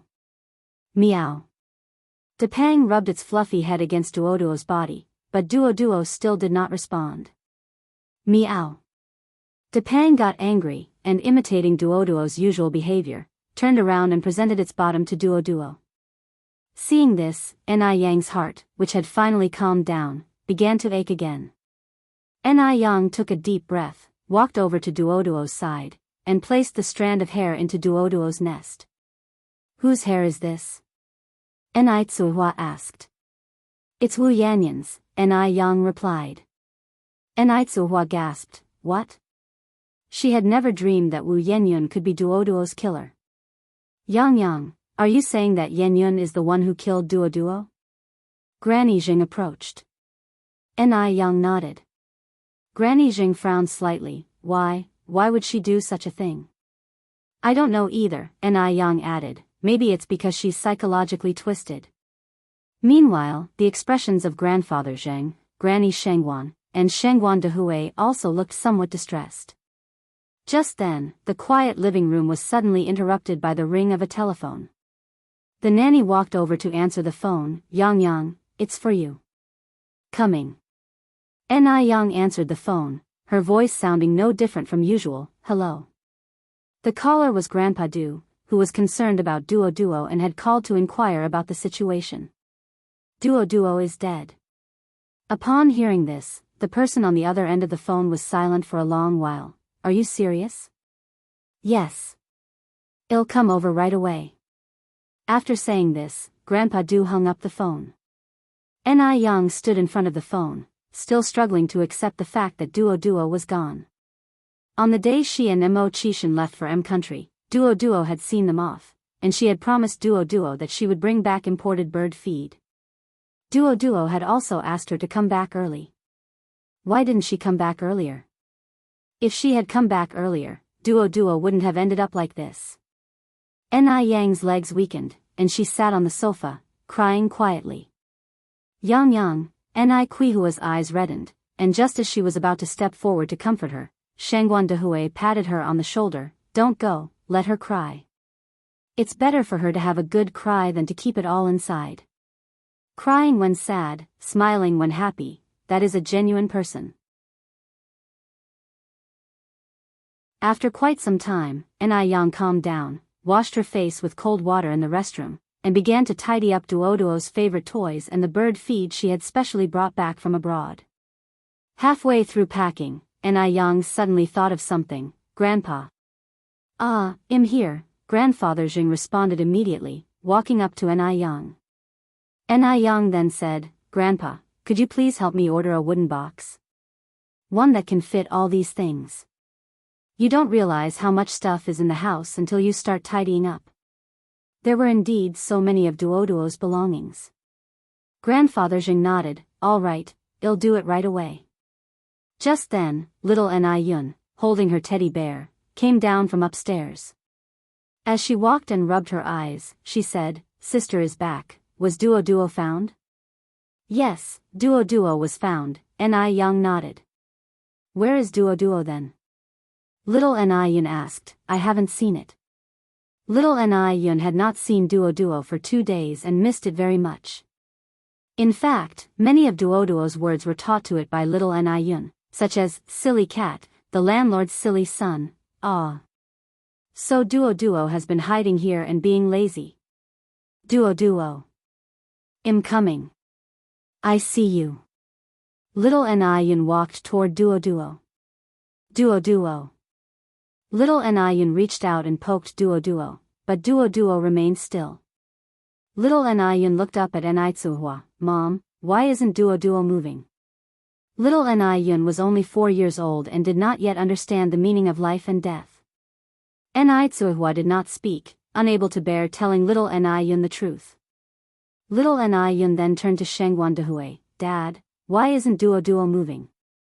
If you find any errors, ads pop up, ads redirect, broken links, non-standard content, etc., please let us know each report so we can fix it as soon as possible.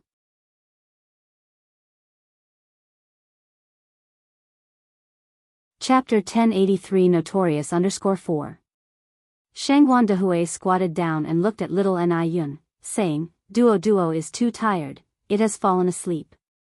Really? Little Ni Yun asked somewhat doubtfully. Yes. Sister, is what Dad said true? Ni Yang nodded, it's true. Little Ni Yun furrowed her brow, but Duo doesn't usually sleep like this, it's so strange. She had seen Duo sleeping before. Duo liked to stand in front of the bird's nest, tucking one foot up, just like a golden rooster standing on one leg. Ni Yang continued, because Duo is too tired. Oh. Little Ni Yun nodded, half understanding. She trusted Ni Yang very much, so she did not question Ni Yang's words. When Grandfather Du arrived, Ni Yang had already packed up Duo's belongings, and Old Master Zheng had also finished fixing the wooden box. Old Master Zheng was skilled at his craft, not only making the wooden box good-looking but also brushing a layer of tung oil on the outside. Grandfather Du stood in front of Duo, his face silent, his brows and eyes hiding a deep sullen expression. After a long while, he finally said, It was Wu Yenyun, wasn't it? Ni Yang's voice showed no emotion, as she placed Duo's favorite toys and birdseed into the wooden box one by one. Grandfather Du's hand, holding the Buddha beads, had gradually turned white at the knuckles. This silly bird. Hadn't he told it not to get close to Wu Yenyun? How did it just ignore his warning? Ni Yang walked over to Grandfather Du, picked up Duo's nest, and cautiously placed it in the wooden box. Don't be too sad, Grandfather Du said.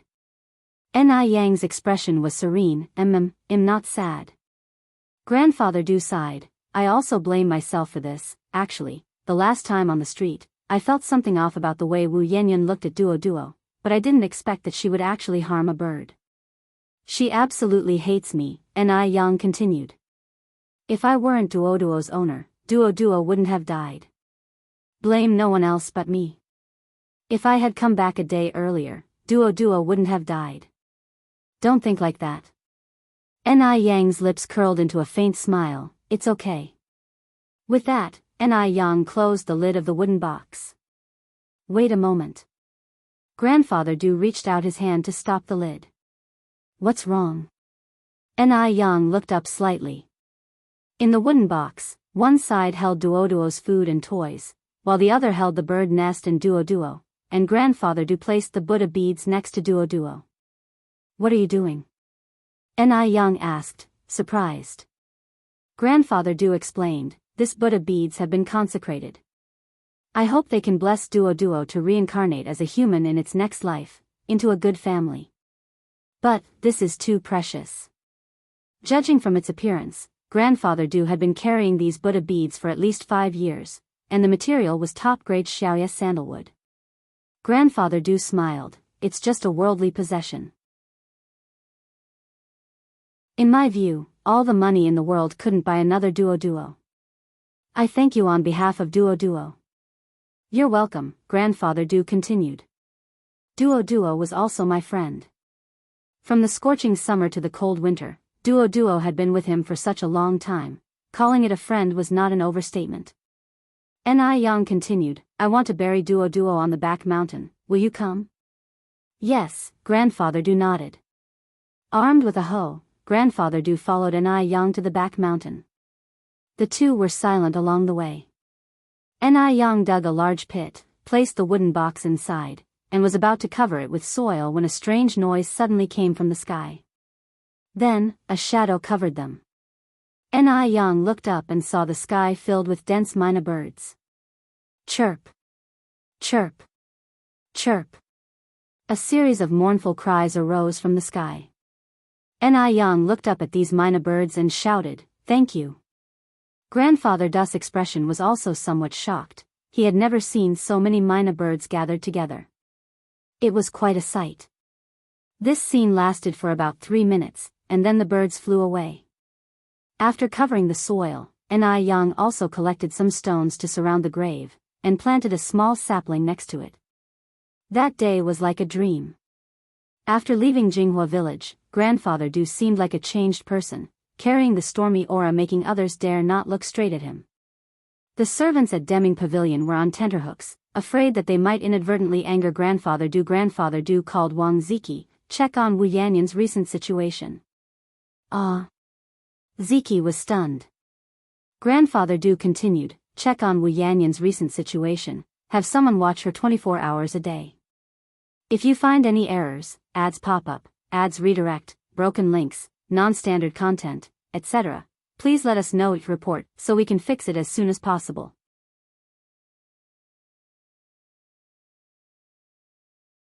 Chapter 1084 Notorious_5. Okay. Wang Ziki looked at Grandfather Du with some confusion. Why would Grandfather Du want to investigate Wu Yanyan out of the blue? Could it be that he took a liking to Wu Yanyan, intending to take her in as the third mistress? Moreover, he always felt that today's Grandfather Du was a bit strange. But he couldn't quite put his finger on what was strange. Just at that moment, Wang Ziki suddenly realized that the Buddha beads Grandfather Du usually wore on his wrist were missing. Where are the Buddha beads? These beads had extraordinary significance to Grandfather Du. 8 years ago, when his chronic illness became severe, and he nearly died, a wandering high monk gave Grandfather Du these life-altering Buddha beads. Grandfather Du cherished the beads immensely, usually not letting anyone else touch them, not even allowing Du Jiao to take a look. But today, the beads had vanished. Wang Ziki's expression changed. Grandfather, where are your Buddha beads? Grandfather Du nonchalantly said, I gave them away. You go and take care of your business quickly. Okay. Wang Ziki nodded. The next day, when Du Jiao found out about this, she too was startled. Second brother, where are your Buddha beads? They were given as a burial offering for Duo. Grandfather Du told the truth. Du Jiao opened her mouth wide. Duo, dead? Stop joking around. I'm not joking with you. Du Jiao's face turned pale. Is Duo really gone? Duo was particularly endearing, and Du Jiao liked it a lot. It took her a moment to come to terms with the fact. Grandfather Du nodded slightly.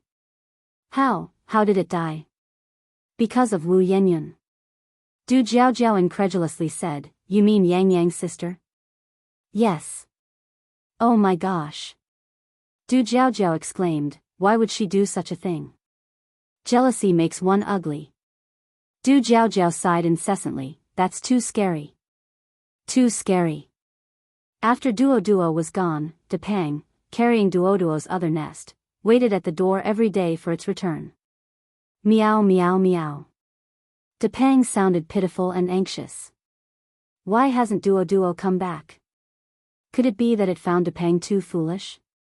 Zhao Shuyue walked to the Ni family's courtyard. Depang, let's go home. Depang stepped on Duoduo's nest with its paw. Zhao Shuyu's eyes reddened, sighing helplessly. Previously, when Duoduo was still around, the two of them would often quarrel, but to her surprise, since Duoduo's departure, Depang had become like this. Gradually, Depang stopped eating and began wasting away, becoming more melancholic each day. Ni Yang and Zhao Shuyue were extremely anxious.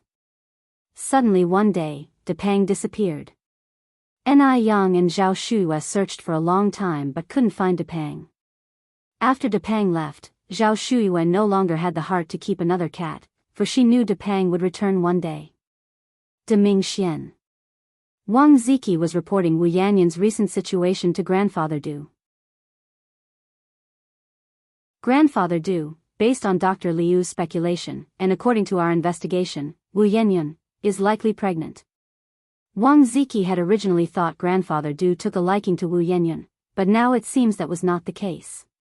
However, this is also good. He also felt that Wu Yanyan was not worthy of Grandfather Du, pregnant. Grandfather Du narrowed his eyes. Are you sure? Wang Ziki nodded. That's what Dr. Liu said. Dr. Liu had exceptional medical skills. If he said so, there was certainly 80 to 100% certainty. Then get Xiaohu over here. Okay. In a short while, Wang Ziki brought Xiaohu in. Xiaohu waited in Grandfather Du's room for a long time. When he came out, Wang Ziki curiously asked, Xiaohu, what did Grandfather Du say to you? Xiaohu scratched his head. Grandfather Du asked me to arrange a free health check for all high schools in Beijing. Health check? Wang Ziki was stunned. What was Grandfather Du thinking? Xiaohu continued, Brother Wang, what do you think we're trying to do? Although Grandfather Du usually practiced Buddhism, he had never done any charitable deeds, and was even somewhat stingy. This time, unexpectedly showing such great benevolence, he was to provide all high schools in Beijing with a free health check. There were over 290 high schools big and small in Beijing. How much manpower and financial resources would this health check consume? Had Grandfather Du gone mad? Xiaohu always felt this matter was somewhat surreal. Brother Wang, pinch me to see if I'm dreaming? Wang Ziki knocked Ziaha's head hard. You're not dreaming. Actually, Wang Ziki himself was also puzzled. The words fell, and Xiaohu added, the old man said, this matter must be kept secret, Brother Wang, you must never tell anyone. If you find any errors, ads pop up, ads redirect, broken links, non-standard content, etc., please let us know, report, so we can fix it as soon as possible.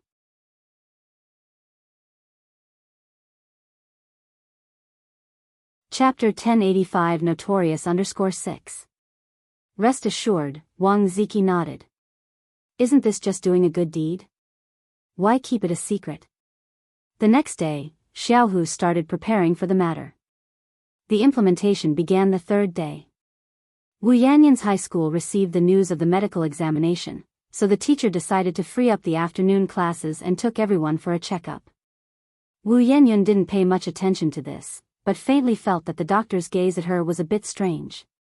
2 hours later, the head teacher called Wu Yanyan to the office alone. Take a look at this. The head teacher's face looked awful as he handed the medical report to Wu Yanyan.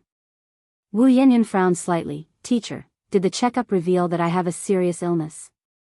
Otherwise, why would the head teacher's face look so terrible? You are pregnant. The head teacher glanced at Wu Yanyan.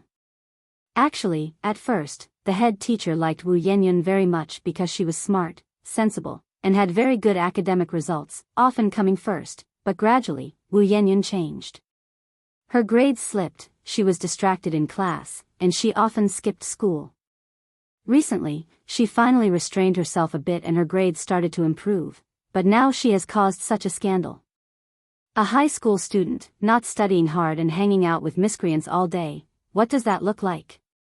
Now she's even pregnant. It's truly disappointing.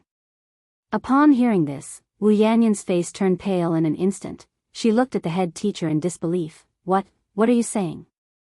How could this happen? In a flash, Wu Yanyan's world seemed colorless. bleak and desolate. The head teacher sighed, just take a look at the medical report yourself.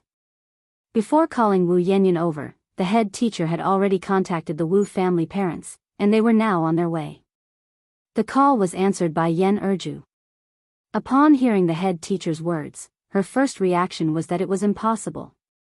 How could Wu Yanyan be pregnant? It must be a mistake. Soon, the parents arrived at the school office and had a discussion with the head teacher. With Wu Yanyan in this condition, I suggest she should take a break from school for a while. You can't come to school with a big belly. Yen Erju said, Teacher, rest assured, the test result must be mistaken, our Xiaoyun is still a virgin, how could she possibly be pregnant? It's definitely a mistake. Impossible. Although Wu Yanyan has been a bit stubborn recently, she would definitely not do such a thing. The head teacher then said, if you doubt the medical examination results, you can take Wu Yanyan to the hospital for a checkup. Coming out of the office, students immediately started pointing and discussing Wu Yanyan. I heard she's pregnant. Really? Of course, it's true. It was discovered during this medical checkup. TSK, so young and already messing around, that's utterly shameless. There were also some more rational students, don't spread rumors, maybe she isn't pregnant at all. Not pregnant? Then why did the teacher ask her parents to come? Hearing this, the person who had just spoken fell silent. What's her name? It's Wu Yanyan from class 6 of senior 3. Listening to these conversations, Wu Yanyan wished she could find a crack in the ground to crawl into. The Wu family parents also felt humiliated. After hastily leaving the school, the Wu family parents immediately took Wu Yanyan to the hospital for a check. Wu Yanyan herself also harbored a glimmer of hope. Not pregnant. She mustn't be pregnant. It was the doctor's mistake at the examination. If you find any errors, ads pop up, ads redirect, broken links, non-standard content, etc., please let us know each report so we can fix it as soon as possible.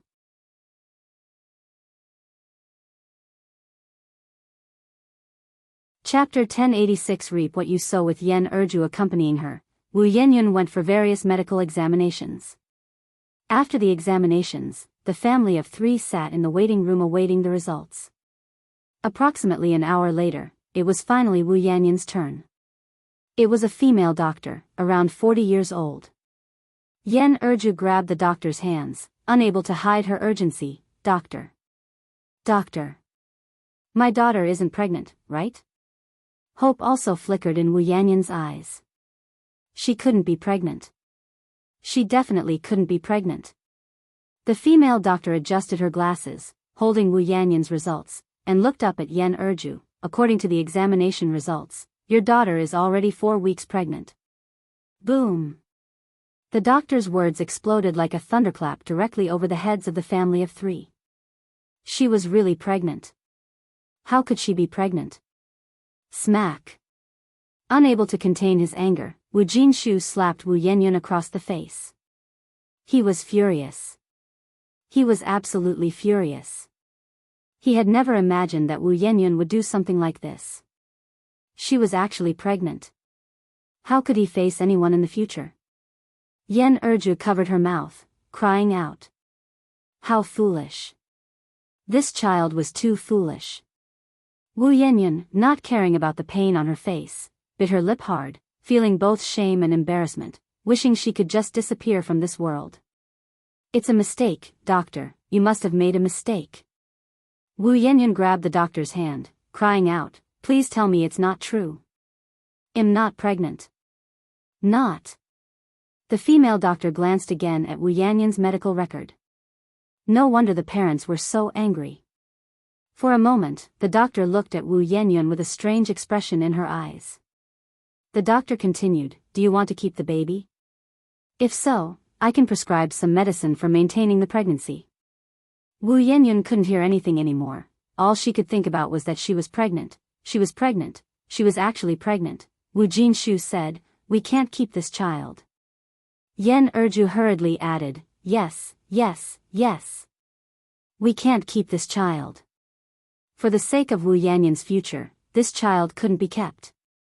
The doctor looked at Wu Yanyan's parents and continued, your daughter has a unique physique, and this is her first child.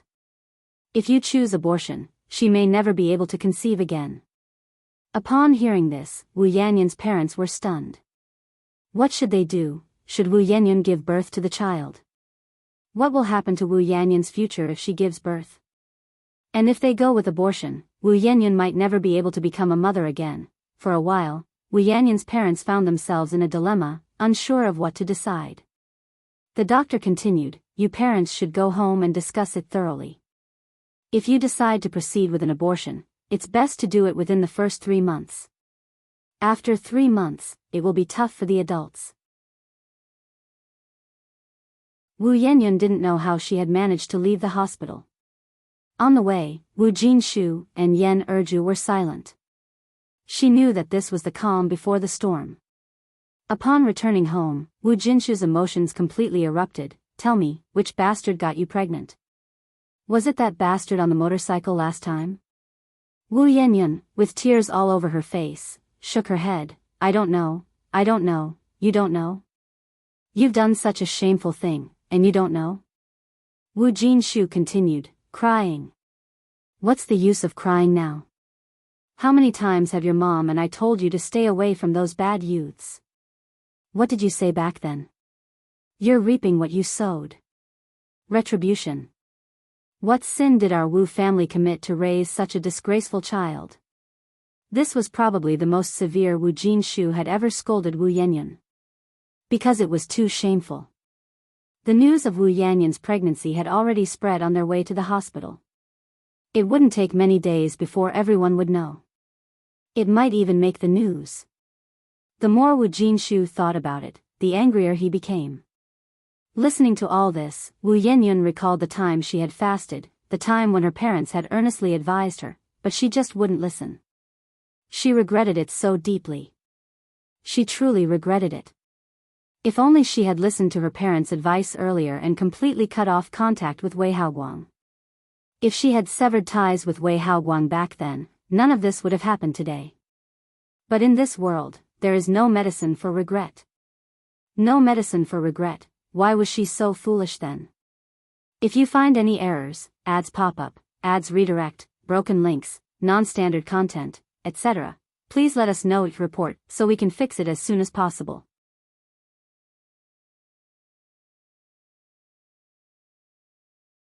Chapter 1087 Reap What You Sow _2. Wu Yanyan now desperately wished she could go back in time and kill her foolish self who did everything for Wei Haoguang, for that so-called right to socialize. It's too late. Everything is too late now. Wu Yanyan sobbed uncontrollably. Wu Jinshu, who was cursing, also began to cry. Yan Erju sighed and gave Wu Jinshu a look, then pulled Wu Yanyan into the house. Come with me for a moment. Wu Yanyan, trembling, followed Yan Erju into the bedroom. Yan Erju closed the bedroom door, looked at Wu Yanyan with a heavy heart and said, tell me honestly, who is the father of the child? I really don't know. How can you not know? Yan Erju frowned and said, what's the point of protecting that man at a time like this? Wu Yanyan's face was streaked with tears. How could she bring herself to tell Yan Erju about such a shameful matter? Yan Erju sighed again and continued, you heard what the doctor said today. If you go through with the abortion, you might not be able to get pregnant again. You're not getting any younger, and since girls have to get married sooner or later, what if? Wu Yanyan understood what Yan Erju was implying and screamed, no. I don't want to give birth to this bastard child. I don't want to. Bastard child? How many mothers would call their own children bastards? Yan Erju's brow twitched, and she instantly knew there was more to the story. It seemed that Wu Yanyan had not done this willingly. Yanyan, tell me, did someone bully you? What exactly happened? Wu Yanyan told Yan Erju everything through her tears. After listening, Yan Erju's face showed a mixture of shock and sympathy. She couldn't imagine what kind of pain Wu Yanyan went through that night. No wonder Wu Yanyan kept saying she didn't know who the father of the child was. Yan Erju admonished her with frustration, your father warned you long ago not to mix with scum like Wei Haoguang. You just had to learn the hard way before feeling regret. You and your father have been advising you for so long, but not only did you not appreciate it, you even went on a hunger strike against us. Wu Yanyan felt regret too. But what good was regret? There's no such thing as a pill for regret in this world. Wu Yanyan grabbed Yan Erju's hand, crying, "Mom, please don't tell Ni Yang. If Ni Yang finds out, she will definitely laugh at me. She will definitely laugh at me. What are you worried about at this point? If you cared so much about face, why did you even do such a thing in the first place?" Yan Erju continued, "You can control what your father and I say, but can you control what others say? The rumors will reach Yang Yang eventually." Now that everyone knew Wu Yanyan was pregnant, word was bound to spread, and they couldn't cover it up. When the time came, she and Wu Jinshu would lose face in public as well. It wasn't just Wu Yanyan who was disgraced, but them as parents too. Walking outside, people would criticize them as parents. Hearing this, Wu Yanyan cried even harder. Yan Erju cried along with her. What kind of situation is this? They had hoped that Wu Yanyan would marry the father of the child and then have the baby, thinking that the couple could make do with each other for a lifetime. But it looked like that plan was no longer viable. Yan Erju then said, "Yanyan, why don't we go to the police? We can't just watch that bastard get away with this." "No." Wu Yanyan quickly shook her head, "We can't go to the police. We can't." She already felt too ashamed to face people as it was, but if they went to the police, how would she have the face to see anyone then? "We can't go to the police." "Absolutely not. Mom, if you go to the police, I won't be able to live anymore." Yan Erju was stunned. "Then what are we supposed to do? The child can't be without a father after being born." "No," insisted Wu Yanyan, "I don't want to give birth to it. I don't want to." Yan Erju sighed, "But if you terminate the pregnancy, you might never have children again." Now Wu Yanyan had nothing more to say. She felt life was so unfair. She was the one who had been abandoned, the most pitiful one, and yet now she had become the most miserable one. The one who should be suffering was living a carefree life. It was unfair. Truly unfair. Everything she was enduring should have been Ni Yang's to bear. If it had been Ni Yang who was abandoned, then she would be the noodle restaurant's boss, the founder of the Ice Skin Jade brand, the exquisite beauty. If you find any errors, ads pop up, ads redirect, broken links, non-standard content, etc., please let us know, report, so we can fix it as soon as possible.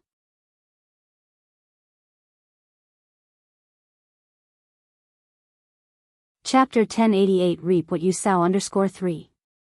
Everything was taken from her by Ni Yang. It was Ni Yang. It was all Ni Yang's fault. After Yan Erju left Wu Yanyan's room, she discussed the situation with Wu Jinshu. Wu Jinshu sighed, "I always knew that Yanyan, this child, wouldn't grow up without experiencing something. But I never imagined that the price for her growing up would be this great. What path should they take in the future after such an incident? It's too late to talk about this now. What about the baby in her belly? What to do? What do you think we should do? To give birth to it is not right, to abort it is also not right." Wu Jinshu was also troubled. "Shall we ask Yang Yang for advice?" suggested Yan Erju. Ni Yang had advanced medical skills, she might still be able to help Wu Yanyan solve this problem. Wu Jinshu shook his head, "This time, Yang Yang has truly given up on Yanyan, let's not bother her anymore." Ever since Duo Duo died, Wu Jinshu knew that the sisterly bond between Ni Yang and Wu Yanyan had come to an end. Not to mention Ni Yang, any other person probably couldn't tolerate Wu Yanyan. In this world, who would do thankless tasks? What should we do then? Yan Erju was extremely anxious. Wu Jinshu sighed again, "Yanyan is not young anymore, she's already of age, we as parents can only give her some advice, the final choice is up to her." No matter what, they would respect Wu Yanyan's decision. The next day, Ni Tsuehua heard about Wu Yanyan's situation. When she got home, she talked to Ni Yang about it. "Yang Yang, do you know about Yanyan's situation?" Ni Yang's face didn't show any extra emotion, just a faint nod. Call her cold-blooded or heartless, but right now she didn't want to get involved with Wu Yanyan's affairs at all. She was not capable of repaying evil with kindness. Ni Tsuhua sighed, that child is really too pitiful. Pitiful? Ni Yang looked at Ni Tsuhua, I don't think she's pitiful at all. Every effect has its cause, she brought this on herself. If only Wu Yanyan had been more obedient, she wouldn't have ended up like this today. Ni Yang didn't have a shred of sympathy for her now. Mom, from now on just pretend you've never had this daughter, and stop meddling. Even if you help her, she won't be grateful to you at all. To say something unpleasant, she's just like my deceased father and grandmother. Upon hearing this, Ni Quihua's brows twitched. Because she felt that Ni Yang was quite right. Wu Yanyan's nature was indeed a bit like Mu Jinbao and the old Mrs. Mu, selfish and self-centered. The last time Wu Yanyan was afflicted with a strange disease, if not for Ni Yang, there would have been no way for Wu Yanyan to survive, but when Wu Yanyan woke up, not only did she not thank Ni Yang, she even bit back. Never mind. If not caring is what it took, then so be it. Caring too much would just add burdens to Ni Yang. Just like back in Dam Village, if she had woken up sooner, then Ni Yang wouldn't have suffered so much for nothing. A life for a life, the Ni family's debt to Wu Yanyan had been repaid. Having figured this out, Ni Tsuihua felt much lighter. 7 days later, the couple took Wu Yanyan to the hospital. While queuing for surgery, Yan Erju held Wu Yanyan's hand tightly. Yanyan, have you really thought it through? Wu Yanyan nodded her head. In just 7 days, Wu Yanyan seemed to have aged several years. The marks of time were evident. Yanyan, why don't you go plead with Yang Yang? After all, you are sisters. As long as you admit your wrongs, she will definitely help you, Yan Erju continued. Her medical skills are so good, she must have a way. For a woman, if one can't have children, it would be very difficult to find a good home in the future. Yan Erju couldn't stand idly by and watch her own child lose the right to be a mother. It's not my fault, why should I apologize? Wu Yanyan continued, the one who should apologize is Ni Yang. If not for her, I wouldn't have become this unrecognizable mess. She just killed a beast, and Ni Yang took it so hard. She's her own sister, and she has been bullied so much, yet Ni Yang didn't stand up for her. What right does that person have to be a sister? Yan Erju sighed helplessly, you're so stubborn, it'll be you who suffers later on. Wu Yanyan didn't speak. Yan Erju went on, as long as you've thought it through, that's fine, I can't control you anymore. If you find any errors, ads pop up, ads redirect, broken links, non-standard content, etc., please let us know it report so we can fix it as soon as possible.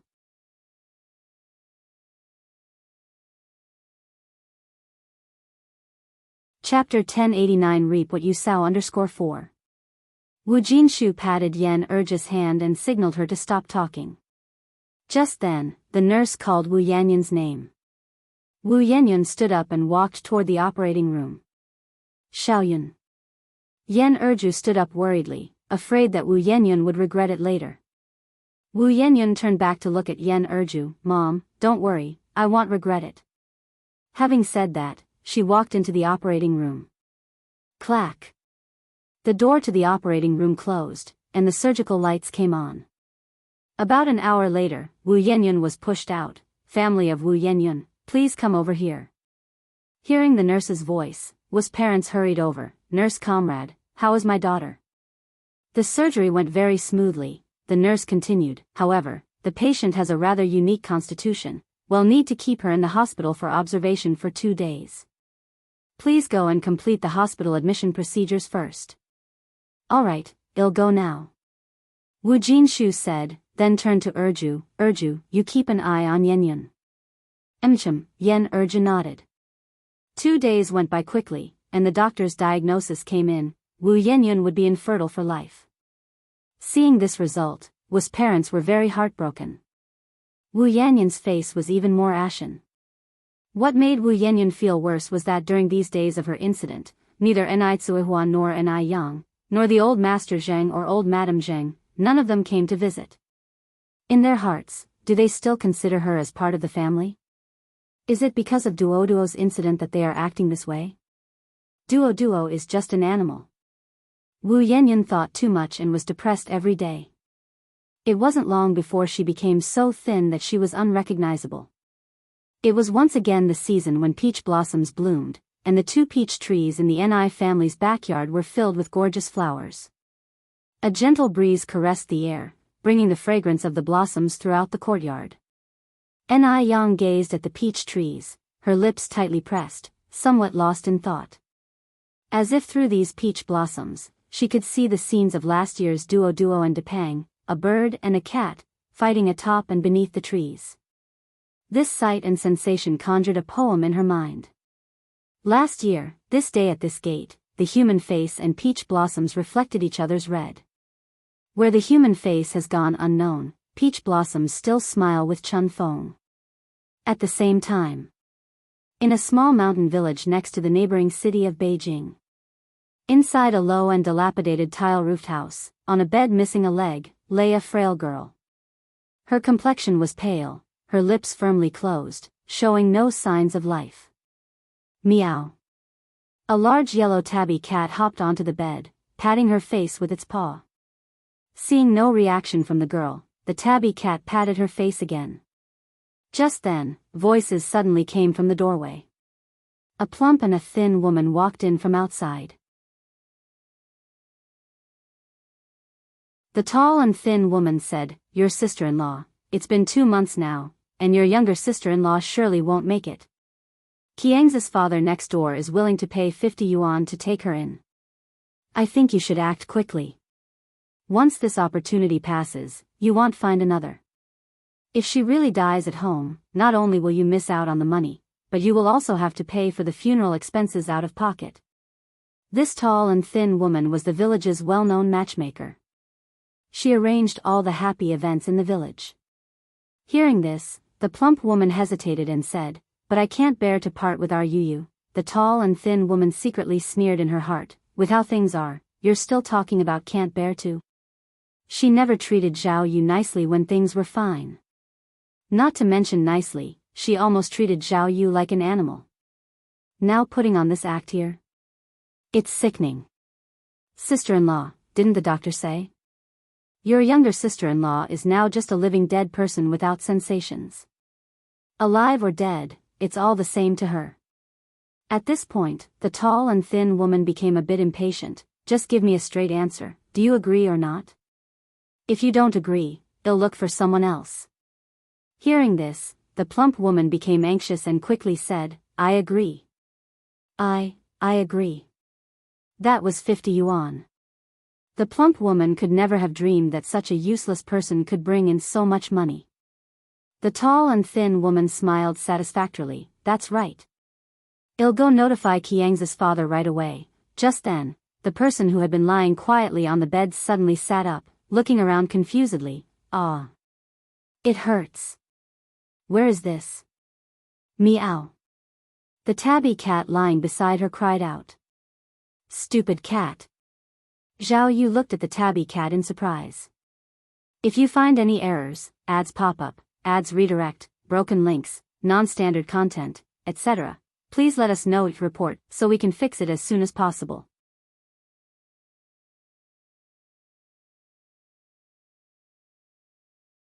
Chapter 1090 Reap What You Sow _5. Hearing Zhao Ye's voice, the big orange cat appeared extremely excited and quickly jumped into Lu Ye's arms to rub against her. "Meow. Silly cat, I didn't expect I could see you again." Woo woo woo. The person and cat wept together, heads buried in sorrow. This scene startled the 2 women standing by the door, one fat and one thin.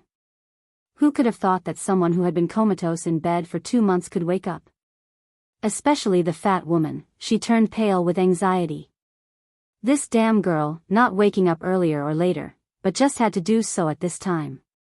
Her 50 yuan. What to do now?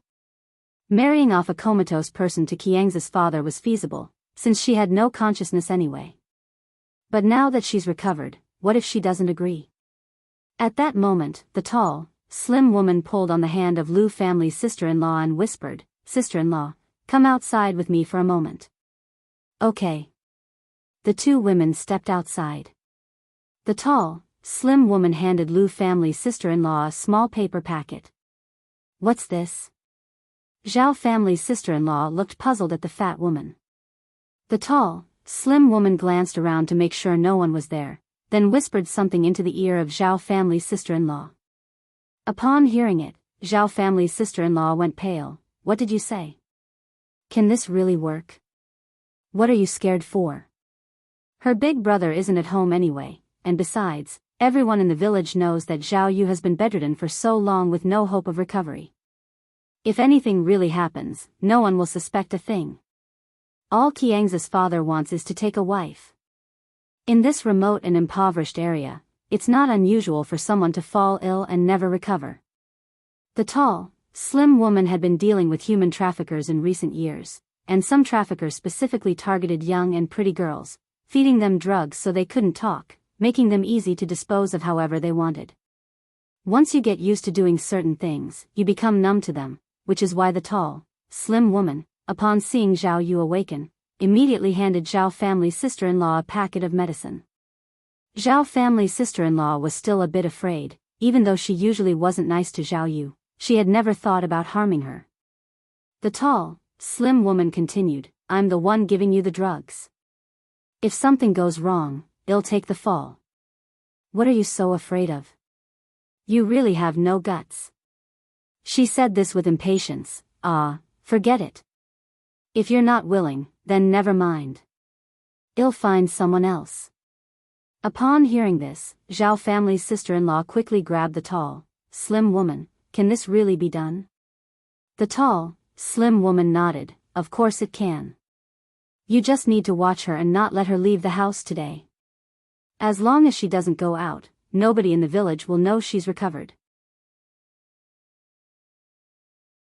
Tonight, you put the medicine in her food, and tomorrow morning I'll notify Qiang's father to come take her as his bride. Once the door is closed, there'll be nothing to worry about." After speaking, the tall, slim woman added, 50 yuan. You won't be at a loss. In a household where the annual income doesn't exceed 30 yuan, 50 yuan is indeed a considerable amount of money. Zhao family's sister-in-law nodded. "Fine. I got it. What time will you come over tomorrow morning?" The tall, slim woman replied, "I haven't figured out the exact time yet. When we come over, we'll set off firecrackers. I'm going now." "Wait a second." Zhao family's sister-in-law tugged at the sleeve of the fat woman. "What's up?" The tall, slim woman turned around, puzzled. Zhao family's sister-in-law continued, "You should at least give me a deposit. How else can I trust you? And my sister-in-law is so beautiful, you should up the price a bit. Otherwise, who would take this risk for you?" The tall, slim woman said impatiently, "Fine, 70 yuan then. I'll give you a deposit of 35 yuan now. Don't be too greedy, there's no more." Zhao family's sister-in-law knew the tall, slim woman's temperament and smiled. Okay. The tall, slim woman took out 35 yuan from her pocket and gave it to Zhao family's sister-in-law, who was overjoyed to receive so much money.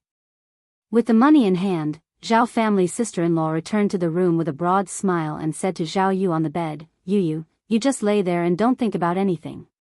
Sister-in-law will make you some delicious food to give you a good nourishment." For some reason, Zhao family's sister-in-law felt something was off as she looked at her sister-in-law. It was strange. Especially her eyes. Pitch black, like bottomless pits, like a little wolf pup ready to pounce, as if she could devour someone. If you find any errors, ads pop up, ads redirect, broken links, non-standard content, etc., please let us know it report so we can fix it as soon as possible.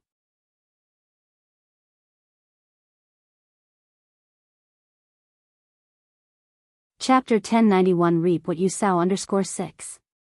Zhao family's sister-in-law already had a guilty conscience, and now she became even more frightened. Yu, why don't you sleep first? Sister-in-law will head out first. Watching Zhao family's sister-in-law's retreating figure, Zhao Yu narrowed her eyes. Wailing sounds, there are too many bad people here, it seems she needs to leave sooner. Otherwise, she's in for a rough time. Sigh. She really misses Yang Yang. If Yang Yang were here, she would definitely protect her. Indeed, the body of Zhao Yu in front of her actually harbors a shameless and narcissistic bird spirit. That is Duo. Zhao Yu clapped her hands, leapt forward, but instead of taking flight, she fell flat on her bottom. Bang! Ouch! Tears sprang from Zhao Yu's eyes. What's going on? Has her flying skill deteriorated?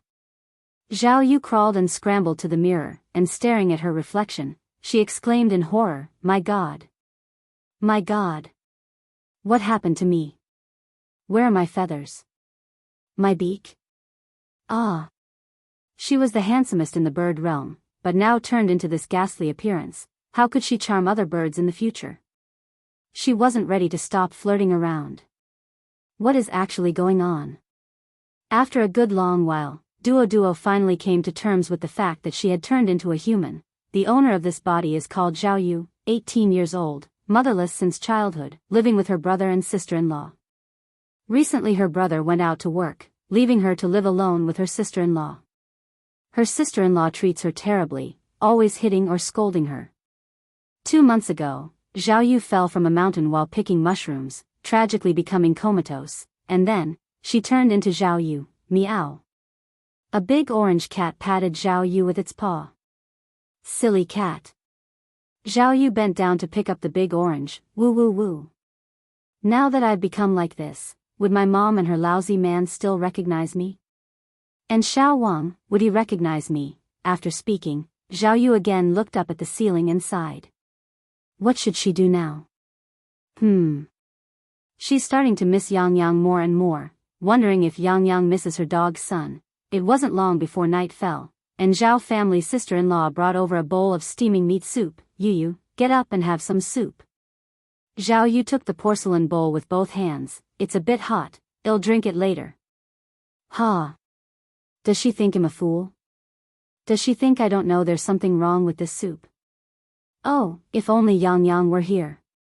If Yang Yang were here, she'd definitely send this wicked sister-in-law packing. Sigh, how much she misses Yang Yang. Zhao family's sister-in-law said smilingly, it's not hot at all, I've already blown on it. You go ahead and leave, I want to be alone for a while, Zhao Yu continued. Could it be that she has discovered something? Zhao family's sister-in-law seemed taken aback. Zhao Yu looked at Zhao family's sister-in-law. Big sister, why are you insisting on me drinking the soup? Did you put poison in it? Of course not. Zhao family's sister-in-law was startled. What nonsense are you spouting? Why do you sound so defensive? Zhao Yu challenged. After a pause, Zhao Yu said with a grin, Big sister, I'm just kidding with you. You've been so nice to me, how could you bear to poison me? Go ahead and leave, I'll drink the soup in a bit. Initially, Zhao Yu wanted to beat up Zhao family's sister-in-law, but then she looked at Zhao family's sister-in-law's build, and then her own, and eventually gave up the idea. Zhao family's sister-in-law must be over 200 pounds, and how much does she weigh? Certainly, no more than 90 pounds. She's just a picture of malnutrition, how could she beat Zhao family's sister-in-law? Better to outwit than confront. Hearing this, Zhao family's sister-in-law breathed a sigh of relief. Then drink it quickly and go to sleep, I will leave now. If you find any errors, ads pop up, ads redirect, broken links, non-standard content, etc., please let us know each report so we can fix it as soon as possible.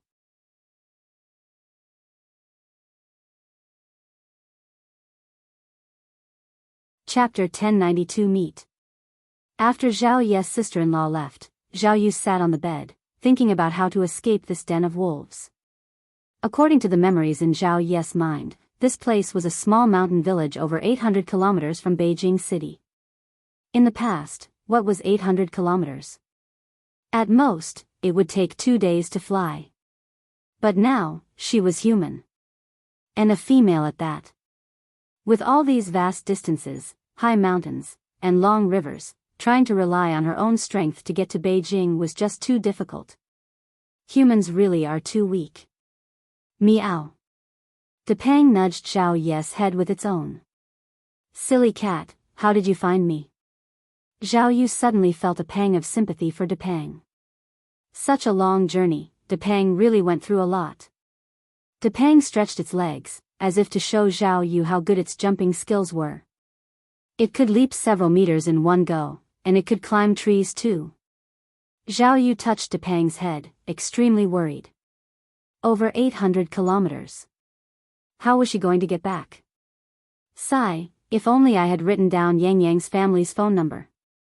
Zhao Yu sighed. If she had known Yang Yang's family's phone number, she could have asked Yang Yang to come pick her up. Was she really going to be sold off by that fat woman and go be a daughter-in-law for someone like Qiang's dad? No way. She was Yang Yang's dog child, she did not want to be sold to someone else. Thinking it over, Zhao Yu patted Depang's head. Silly cat, go see what that evil old woman is up to now. Meow. Depang meowed once, jumped off Zhao Yu, and leaped out the window. In a little while, Depang came back, meow meow meow. Zhao Yu tilted her head, listened for a while. Oh, I see. I understand now. Outside, the sky gradually darkened. Taking advantage of the night, Zhao Yu held her breath and went to the next room, which was eerily quiet with no one around. Just like Depang said, Zhao's sister-in-law had gone out to meet her lover. After confirming the house was empty except for her, Zhao Yu breathed a sigh of relief, returned to her room, picked up the bowl of meat soup and went to the kitchen. The kitchen was fragrant, the air filled with the aroma of stewed meat. Zhao Yu swallowed, took a clean bowl from the cupboard, served herself 2 fresh bowls of meat soup, and then poured the drugged soup back into the pot. Zhao Yu carried 2 bowls of meat soup back to her room, one for herself and one for Depang. Silly cat, time for meat soup. Catching the scent of the meat soup, Depang was incredibly excited. It was Zhao Ye's first time drinking meat soup. The taste was simply amazing. Wow! This is delicious. Zhao Yu felt like she was floating. At this moment, Zhao Yu felt that being a human wasn't too bad. Humans ate much better than birds. Aside from not being able to fly and not having pretty feathers, humans didn't really have any defects. After finishing the meat soup, Zhao Yu felt energized, snuck back to Zhao's sister-in-law's room, and rummaged through her belongings. Deciding to run away, how could she do it without any money? In Zhao Ye's memory, Zhao's sister-in-law had quite a stash of private money hidden away. About 10 minutes later, Zhao Yu finally found Zhao's sister-in-law's secret stash, along with the 35 yuan given by the matchmaker, totaling over 90 yuan. Zhao Yu did not leave a single cent for Zhao's sister-in-law, and before leaving, she even took a kettle and 2 pancakes. To prevent Zhao's sister-in-law from discovering her departure, Zhao Yu carefully restored everything to how it was before, stuffing a pillow under the covers to create the illusion she was still sleeping. 1 person and 1 cat disappeared into the dense night. Perhaps because she used to be a bird, Zhao Ye's vision was exceptionally good, day and night made no difference to her. By the time Zhao's sister-in-law returned from her lover's house, it was already past 7 o'clock the next morning. By then, Zhao Yu had already covered a distance 40 kilometers away from Xiaotuan village. Yu. Zhao's sister-in-law was frantically pale. Where is she? Why has she disappeared? This darn girl, wasn't she still here last night? She drank the drugged meat soup, where could she have run off to? This damn girl.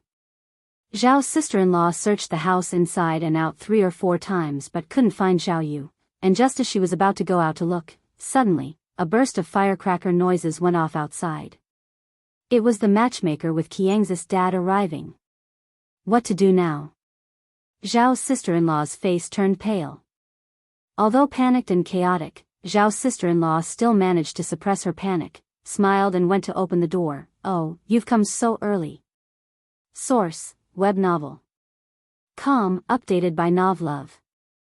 Com if you find any errors, ads pop up, ads redirect, broken links, non-standard content, etc. Please let us know to report so we can fix it as soon as possible.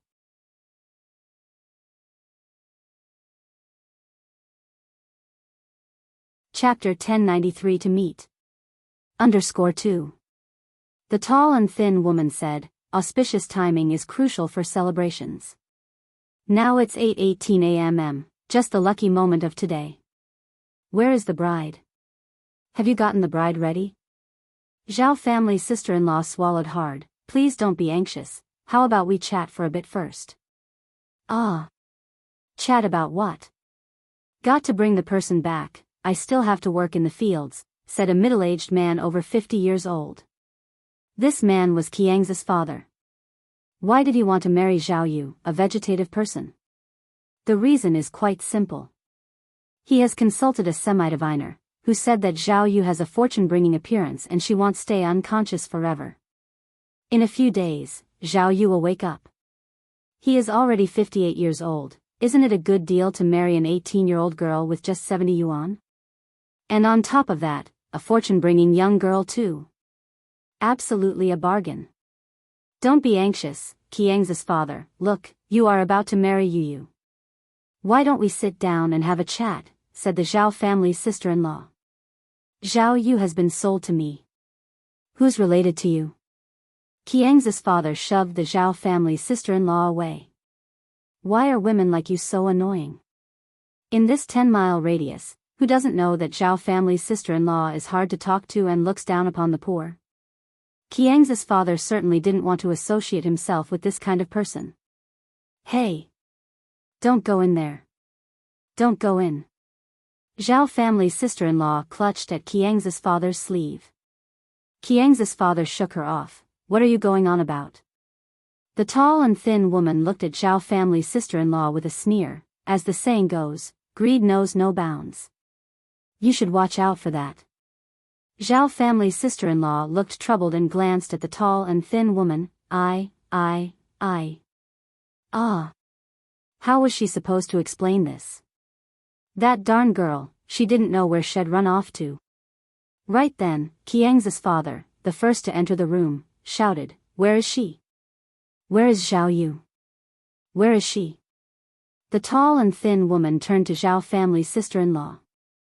Zhao family's sister-in-law said with a smile, Don't worry, Yu may have gone out to play. She should be back soon. Gone out to play? Qiang's father said in surprise. Zhao Yu is already better? It seems the semi-diviner was right, Zhao Yu really is a fortune-bringing one. Zhao family's sister-in-law looked at Qiang's father with difficulty. The tall and thin woman lowered her voice and said, Gone out to play? Didn't she eat the medicine I gave you yesterday? Zhao family's sister-in-law quickly said, I gave it to her. I really did. If you really did, then how could Zhao Yu have escaped? The tall and thin woman squinted her eyes. Oh. I get it. You want to call off the marriage. With the last sentence, she suddenly raised her voice. Call off the marriage? Qiang's father, upon hearing this, turned around angrily. You've taken the money, and now you want to call off the marriage? No. Zhao family's sister-in-law waved her hands. I didn't want to call off the marriage. I really didn't. The tall and thin woman demanded, Then where is Zhao Yu? Where did Zhao Yu go? Are you hiding her? Zhao family's sister-in-law said very innocently, It wasn't me, really not me. When I woke up in the morning, she wasn't in the room. I don't know where she went, it's no use saying anything now. Shall we go search the village? We're all people from the village, would I still lie to you? The tall and thin woman and Qiang's father exchanged glances, then said, All right, then let's go have a look. If we can't find her, you have to return the money to Qiang's father. Zhao family's sister-in-law said, We can find her. We will definitely find our Yu. The three of them left the house and began a thorough search of the village. Yu. They searched the entire village, but couldn't find Zhao Yu. Zhao family's sister-in-law had a bad expression on her face. Could that darn girl have run away? Qiang's father's face was very ugly. You didn't conspire with Zhao Yu, did you? I didn't. If nothing's wrong with Zhao Yu, how could she disappear? I think you're trying to deceive someone in marriage. Trying to swindle my money. Qiang's father continued, forget it. Just give me the money back. Let's call this off. What bad luck. We can find her. We will definitely find our Yu. Can you give me some more time? Zhao family's sister-in-law didn't want to give up those 70 yuan. No need to search anymore, just return the money. With no other choice, Zhao family's sister-in-law had to lead Qiang's father and the tall, thin woman back to get the money. That darn girl. If you find any errors, ads pop up, ads redirect, broken links, non-standard content, etc., please let us know each report so we can fix it as soon as possible.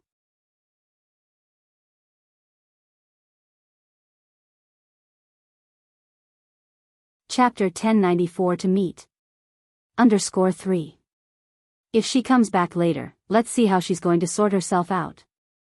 Arriving at the Zhao family courtyard, sister-in-law Zhao said, wait here, I'll go inside and get the money. Go on. Don't play any more tricks. Qiang's dad was getting impatient. Sister-in-law Zhao went inside to look for the money, but when she opened the cupboard where the money was hidden, her face turned pale and she broke out in a cold sweat. Oh my God. Where's her money? Where is it? This is all her savings. Oh Lord above. I can't go on living. Sister-in-law Zhao sat on the ground crying her heart out. Who is the wretched thief who stole my money? Qiang's dad and the tall slim woman exchanged a look, seeing the bad omen in each other's eyes. They hurried inside, only to find sister-in-law Zhao sitting on the ground, sobbing uncontrollably.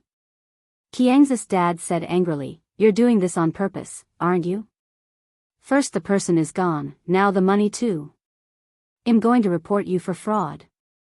Sister-in-law Zhao cried as she said, it wasn't on purpose. My money is truly gone.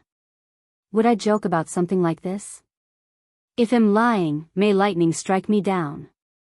Oh, you cruel bastards, thinking you can bully me because the men of our house aren't home. Oh my God. I can't go on living, can't go on. When it comes to making a scene, sister-in-law Zhao is second to none if she claims first place. Qiang's dad and the tall slim woman had no choice but to let her sign an IOU. Now back to Zhao Ye's side. Because this is a mountain village, transportation is mostly on foot, and communication relies on shouting. In the afternoon, Zhao Yu and Depang encountered an ox cart on the road. Zhao Yu waved to the ox cart, Old Grandpa. Old Grandpa. Could you give us a ride? The old man driving the ox cart immediately pulled on the reins and asked with a smile, little girl, where are you heading? Zhao Yu tilted her head to think for a moment, we're going to the county town. They needed to transfer to a bus in the county town before they could take a train. Zhao Yu had a clear goal. Going to the county town, said the old grandpa, stroking his beard. We might not be heading to the county town, but I can take you to Lejia town, and from there you can take a bus to the county town. By the way, little girl, isn't there supposed to be one more person with you? There is one more right here. Zhao Yu bent down to pick up Depang. The old grandpa laughed, You're quite an interesting little girl. He had thought Zhao Yu had a companion when she said we. He didn't expect her companion to be a cat. Zhao Yu, holding Depang, got onto the ox cart. Depang, will be able to go home soon. The old grandpa chuckled, can this cat of yours understand what you're saying? Zhao Yu nodded, yes. Of course. Our silly cat is not your ordinary cat. If you already call it a silly cat, how extraordinary can it be? This little girl seems a bit naive. The old grandpa then asked, little girl, what are you going to the county town for? Why are you out here alone? He thought Zhao Yu didn't look that old, at most 17 or 18 years old. Out alone, can her family rest at ease? I'm not out here alone. I have Depang with me, said Zhao Yu. Who's Depang? Asked the old grandpa. Is this old grandpa dense? Can't he see the silly cat in her arms? Zhao Yu continued, "Depang is this one." Hearing this, the old grandpa laughed even more joyously. This little girl was really too much fun. Coming out with it, "Are your parents not worried about you?" the old grandpa asked. Zhao Yu said, "My dad, that damned man, is busy all day and doesn't care about me. I'm going to find my mom." Ha ha ha. The old grandpa laughed so hard tears came out. How come this little girl is so funny when she talks? Which girl speaks of her father as a damned man? I'm not a little girl. Zhao Yu continued, "Old grandpa, my mom calls me her dog son." No wonder this little girl talks so amusingly. Apparently, her mother is a character. The old grandpa laughed. "Where's your family from, little girl?" "Xiaotuan village." Zhao Yu sighed in resignation. This old grandpa is really clueless. She already said she was a dog's son, and he still insists on calling her a little girl. Let it be. Yang Yang always says to respect the elderly and cherish the young, so she won't pick on this old man. No. Zhao Yu shook her head. "I'm from Jinghua village in Beijing, old grandpa. If you ever go to Beijing, remember to look for me in Jinghua village. My mom is very beautiful. If you find any errors, ads pop up, ads redirect, broken links, non-standard content, etc., please let us know each report so we can fix it as soon as possible."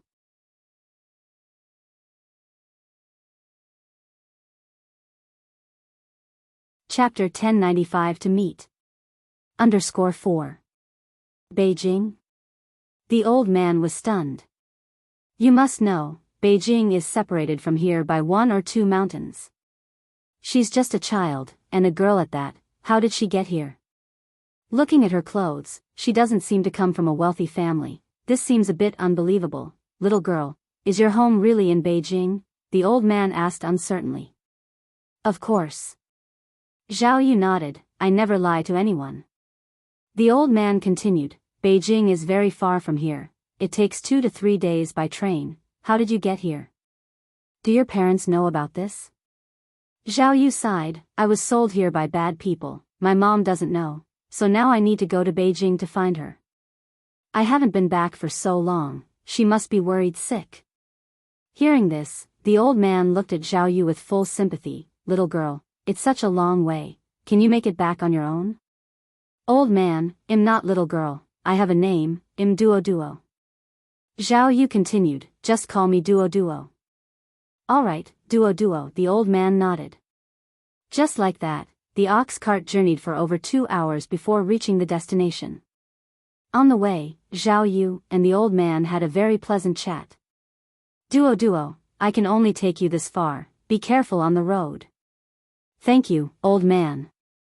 Zhao Yu got off the cart, bowed deeply to the old man, and then took out a paper yuan bill from her pocket and handed it to the old man. "This is for your troubles." The old man refused. "It's just along the way, how can I take your money?" Moreover, since the girl had been sold here, he couldn't possibly take her money. 1 yuan could buy 2 or 3 bowls of noodles. His shabby ox cart ride wasn't worth that much money. It's not easy for a little girl to be out and about, and she had been deceived before. Even though the old man was also living a life of poverty, he did not want to take this money with an unclean conscience. "My mom said that hard work pays off.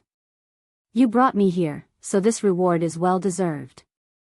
Nobody should do something for someone else for free in this world. So please, just take it." She had been living with Ni Yang for over 2 years and had learned a lot. The old man looked at Zhao Yu with a very surprised expression. At first, he thought Zhao Yu was just a naive and somewhat clueless girl. He didn't expect her to speak such wisdom. It was truly unexpected. It seems her mother is also no simple person. Zhao Yu stuffed the money into the old man's hand, then waved at him. "Goodbye, old man. If you ever go to Beijing, remember to find me in Jinghua village. My name is Duo Duo, my mom is Ni Yang." "Alright," the old man waved back at her. Lejia town was very bustling. It was nearly 180 kilometers away from Xiaotuan village, so Zhao Yu was also worried that sister-in-law from the Zhao family might come looking for her. By now, it was already dark, so Zhao Yu decided to have some food first, get a train ticket, and then find a place to sleep for the night, setting off early the next morning. There was a lot of food in town. Zhao Yu ordered 3 bowls of noodles. 1 bowl for Depang, 2 for herself. After finishing the noodles, with food in her belly, she had more energy in her body. After some inquiring, Zhao Yu finally found the train station. Only when she arrived at the station did she realize that getting on a train was not so simple. Because you need a letter of introduction to take long train rides and stay at inns. It's absolutely not allowed without such a letter. Zhao Yu became anxious. She had sneaked out, and had no such letter. What to do? Could it be that she wouldn't be able to return to Beijing? Zhao Yu anxiously paced in place. Just then, a middle-aged woman quietly tugged on Zhao Yu's sleeve. Comrade, are you going to Beijing? Yes. Zhao Yu nodded. Hearing this, the middle-aged woman's eyes lit up, and she quickly pulled Zhao Yu aside. Comrade, I have a train ticket for 6 o'clock tomorrow morning to Beijing. No matter the era, there are always those who engage in scalping. Just like the ticket scalpers of future generations. Many scalpers have become millionaires in the future. Really? Zhao Yu's eyes also shone bright. Then can you sell it to me? I can, it's just that the price will be higher than the normal fare, the middle-aged woman continued. The ticket office is selling them for 58 yuan each. How much are you selling them for? If you find any errors, ads pop up, ads redirect, broken links, non-standard content, etc., please let us know if report so we can fix it as soon as possible.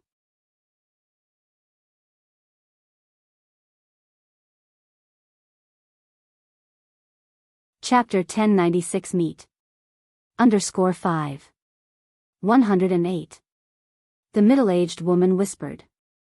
108. Zhao Yu exclaimed in shock, why don't you just rob someone? The middle-aged woman chuckled and said, listen to how funny you sound, young comrade. If I get caught doing this, it's a huge problem. The price I'm giving you is already very kind. Others are selling it for 128. At this time, crackdowns were serious, and activities like those of the middle-aged woman, if caught, were indeed troublesome. That still can't be 108. Zhao Yu continued, will 78 work? She had a total of 98 yuan on her, and after the car fare and meal money, she was left with only 90 yuan. There would still be meals needed on the way, and after arriving in Beijing, she would need to transfer several times. All these transfers would take at least 7 or 8 days to reach Jinghua village. Hearing this, the middle-aged woman said speechlessly, 78 yuan? Young comrade, aren't you joking with me? No. Zhao Yu narrowed her eyes and went on, Auntie, it's already past 7 o'clock. If you don't sell this ticket by 6 o'clock tomorrow morning, not only will you not be able to sell it for a penny, but you will also lose several yuan. I'm willing to buy it for 78 yuan, at least you'll make 20. You can't be so inflexible in life, you have to learn to adapt. At this point, Zhao Yu added, if you really don't want to sell it, then forget it. I'll look around, surely someone will be willing to sell it to me for 78 yuan. With that, Zhao Yu turned to leave. Actually, Zhao Yu had learned this trick by following N.I. Yang. Don't be fooled by N.I. Yang's wealth, when it comes to bargaining, no one can beat her. The middle-aged woman saw Zhao Yu walking further and further away, and quickly said, come back. Come back. Young comrade, come back. Let's talk this through, young comrade. Zhao Yu turned around unhurriedly, do you have anything else to say? The middle-aged woman said wordlessly, fine, 78 it is. I'll sell you the ticket. I've been in this business for over a year and I've never met a girl as shrewd as you. Zhao Yu said unapologetically, all thanks to my mom's good teaching. Without N.I. Yang's guidance, how could she be so outstanding? The middle-aged woman handed over the ticket to Zhao Yu, saying, you look so pretty, your mom must look even prettier, right? That's right. Zhao Yu raised her proud little head, my mom is 1,000 times, no, 10,000 times prettier than me. She's the prettiest in the whole world. Middle-aged woman, why don't you just say your mom is a fairy descended to Earth? And the prettiest in the whole world. You don't even draft your lies. The middle-aged woman casually pointed to a poster near the train. Is your mom prettier than that, comrade? Zhao Yu replied disdainfully, she can't even compare to 1/10,000th of my mom. The middle-aged woman followed up, do you know who that is? That's a big pop star. Can your mom be prettier than a pop star? Zhao Yu had an inexplicable confidence in Ni Yang. In her eyes, Ni Yang was the most impressive. And the most beautiful in the world. Nothing is greater than Yang, not even the vastness of the earth and sky. If my mom decided to sing, what business would she have? Middle-aged woman, this kid must be crazy. Here 78 yuan, please count it. Zhao Yu handed over a few RMB notes to the middle-aged woman. The middle-aged woman took the RMB and said, young comrade, let me tell you, my train ticket is for the rear carriage. If you're a bit clever, the inspectors hardly ever check there. Zhao Yu nodded, all right, thank you. It's tough for everyone out there, no need for thanks. The middle-aged woman continued, but just having a train ticket isn't enough. You can't stay anywhere in Beijing without an introduction letter. Where will you stay? Zhao Yu smiled, don't worry about that, my mom is in Beijing. Oh, is that so? The middle-aged woman nodded, then I wish you a smooth journey, young comrade. Thank you. Zhao Yu waved goodbye to her. With the ticket successfully purchased, Zhao Yu was in high spirits, bringing Depang to a grove near the train station.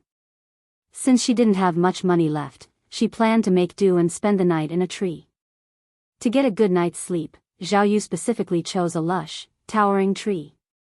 Just as she was about to climb the tree, Zhao Yu realized that she was now even worse off than Depang, the silly cat. If you find any errors, ads pop up, ads redirect, broken links, non-standard content, etc., please let us know it report so we can fix it as soon as possible.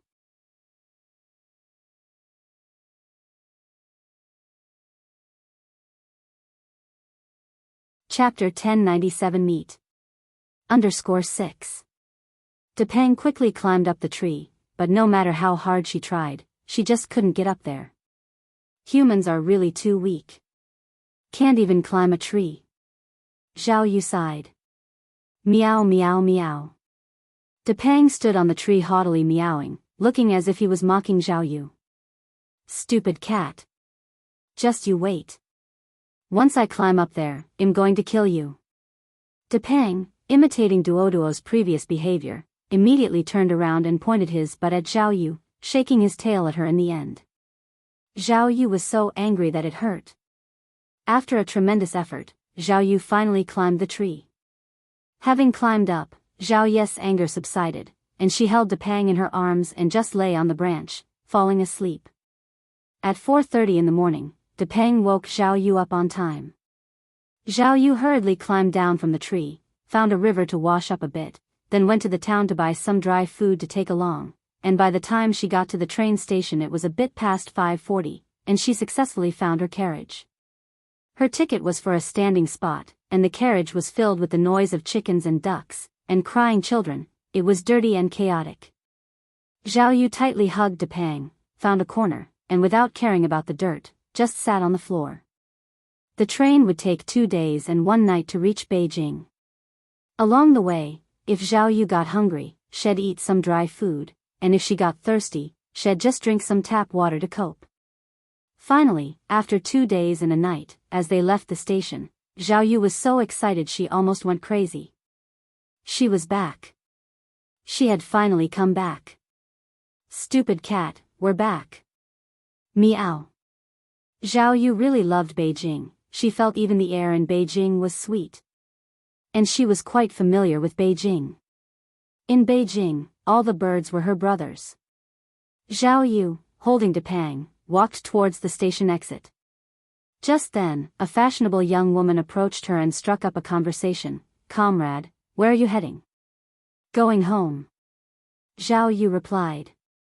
The young woman looked Zhao Yu up and down, noting her attire, height, and skin tone, which didn't seem like someone from Beijing at all.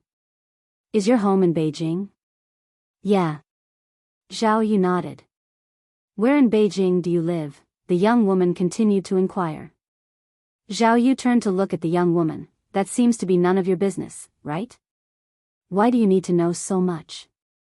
The young woman choked, glanced at Depang in Zhao Yu's arms, then at her luggage, and continued, rest assured, comrade, I'm not a bad person. I just want to remind you to be careful since you're so young and pretty. There's a lot of chaos out there. Be careful not to be deceived. Oh, thank you for reminding me. Upon hearing this, a smirk of mockery surfaced on the young woman's face. It seems this little girl isn't too bright. Otherwise, she wouldn't have been fooled by her so easily. Looking at this girl's figure and face, TSK, she could be worth quite a bit of money. This trip to the station really paid off. The young woman continued, are you heading to the city center? I'm going there too, how about we go together? It's not safe to be alone, it's better to have someone with you. Honestly, my home is also in Beijing, I'm quite familiar with this place, but after all, I am a woman. Zhao Yu hesitated for a couple of seconds, then said, all right. She figured the other party was also a woman, and a pretty one at that. She probably wouldn't have any bad intentions, right? Let's go then. Do you know where the station is? The young woman comfortably took hold of Zhao Yu's hand. Zhao Yu nodded, I think it's over there. Right, I'm Tang Hong, you can just call me Sister Tang. What's your name? Zhao Yu said, I'm Duo. The two of them got on the bus together. They were in the western part of Beijing and wanted to go to the city center in the northern part. It was afternoon now, so they would need to stay at an inn for the night. Zhao Yu had no money and no introductions, so naturally, she could not afford to stay in an inn, but Tang Hong had both money and connections. With an inviting look from Tang Hong, Zhao Yu and Depang ended up staying at the inn. At night, while Zhao Yu was asleep, Tang Hong sneaked out and went to a public phone booth. She made a call, hello, brother Zhang. I've hooked a big fish this time. Young and beautiful, and a bit naive. It's unclear what the person on the other end said, but Tang Hong continued, we should arrive in the city center the day after tomorrow afternoon. You guys can just meet and support me there. Okay, then I'll hang up. After hanging up, Tang Hong returned to sleep as if nothing had happened. The next day, Zhao Yu and Tang Hong continued their journey by bus. Along the way, Tang Hong was extremely warm-hearted, like a caring older sister, buying food and drinks for Zhao Yu, who formed a very good impression of her and was completely unguarded. Zhao Yu even told Tang Hong about her mom, who was incredibly formidable, wealthy, and beautiful. To this, Tang Hong thought Zhao Yu was just bragging. If Zhao Yu's mom were really that wealthy, beautiful, and formidable, Zhao Yu wouldn't have ended up in such a state. The clothes she was wearing were patched all over. After 3 days of hard travel, they finally arrived in the city center. Seeing the familiar city center, Zhao Yu's eyes brimmed with excited tears. Now, she finally felt a sense of belonging. My mom used to say, there's no party that doesn't end. Sister Tang, we've reached the city center, let's part ways here. Oh, Sister Tang, leave me your address, I'll come see you after I meet my mom. Tang Hong said with a smile, Duo, my home is nearby. We haven't eaten since we got off the bus, why don't you have a meal before you go back? You've come all the way to Beijing, what's a little more time? Zhao Yu hesitated, but, my mom will be worried, Tang Hong continued, she won't mind waiting a bit longer, Duo. I really see you as my little sister. What, do you look down on me as your sister? No, not at all, Zhao Yu immediately denied, I didn't mean that. Tang Hong, holding Zhao Yu's hand, said, then come to my house with me. We've been on the bus for so many days, we're dirty and smelly. You haven't seen your mom for such a long time, do you really want your mom to see you like this? Come to my house, let's take a shower and have a meal, and then I'll go with you to your house. Didn't you say your mom is very beautiful? Let me see for myself later.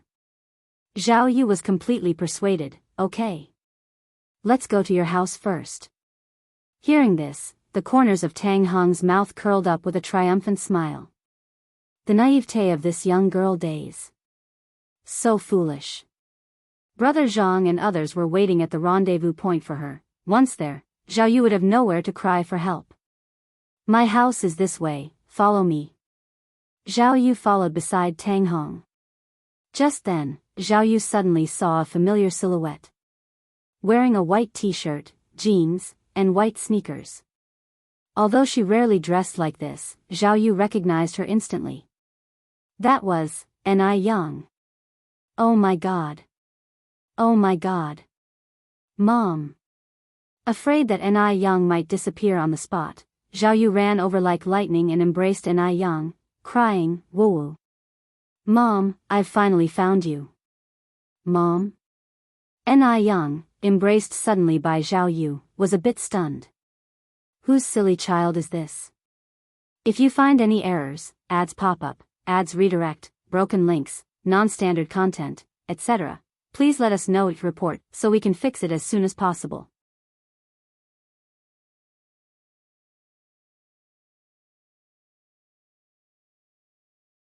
Chapter 1098 Mom, Xiao Wang bullies me. Zhao Yu cried out in excitement.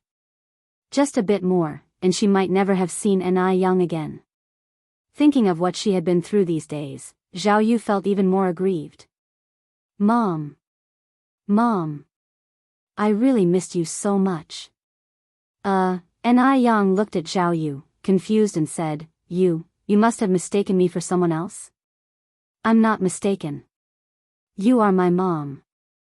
Zhao Yu hugged N.I. Yang tightly, unwilling to let go. N.I. Yang had a tearless cry on her face. She really didn't have such a grown daughter. Just when N.I. Yang was puzzled, Zhao Yu added, I am Duo. I am your dog son Duo. Mom, don't you recognize your dog son? Dog son? Duo? N.I. Yang was startled. Is this really Duo? But how did Duo turn out like this? Is this a joke? A bird turning into a human, this seems a bit fantastical. For a moment, N.I. Yang was somewhat unable to distinguish what's real. Zhao Yu then said, I know you won't recognize me since I've changed like this, but I am really Duo. Mom, look, that's the silly cat. It was the silly cat who found me. Depang sitting on the ground meowed calmly. Depang. N.I. Yang was startled again when she saw Depang. Though all orange cats look similar, N.I. Yang had spent so much time with Depang that she recognized him at a glance. N.I. Yang looked at Zhao Yu, Are you really Duo? Really? Zhao Yu nodded eagerly, I really am your dog's son, Duo.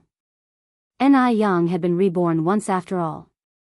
In this world where rebirth itself could happen, wasn't a bird turning into a human also possible? After all, the world is full of wonders. But still, she felt this matter was a bit fantastical.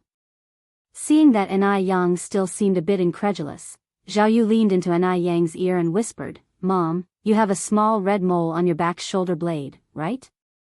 Because N.I. Yang was so pale, that small red mole was particularly conspicuous, like a red plum amid pristine snow. But this red mole, apart from N.I. Tsuehua, no one else knew about it, not even Imo Chishin. It was because of an accident when N.I. Yang was changing clothes that Duo sneaked a peek, so she knew it very clearly. Upon hearing this, N.I. Yang stared at Zhao Yu in amazement. Zhao Yu was so anxious she almost cried, Yang, Mom. I really am your dog's son, Duo. Duo. N.I. Yang hugged Zhao Yu, her eyes slightly reddening. Yang. Mom. Zhao Yu cried excitedly. Ing, Yang finally recognized her. Meow. Depang also joined in the excitement. Tang Hong followed with a puzzled look and saw N.I. Yang embracing Zhao Yu, a glint of astuteness flashing in her eyes. This girl is really beautiful. She had traveled all over the place for so many years and had never seen such a beautiful young girl. This face, this figure, could definitely fetch a 4-digit price. It's worth it. This trip to Beijing was truly worth it.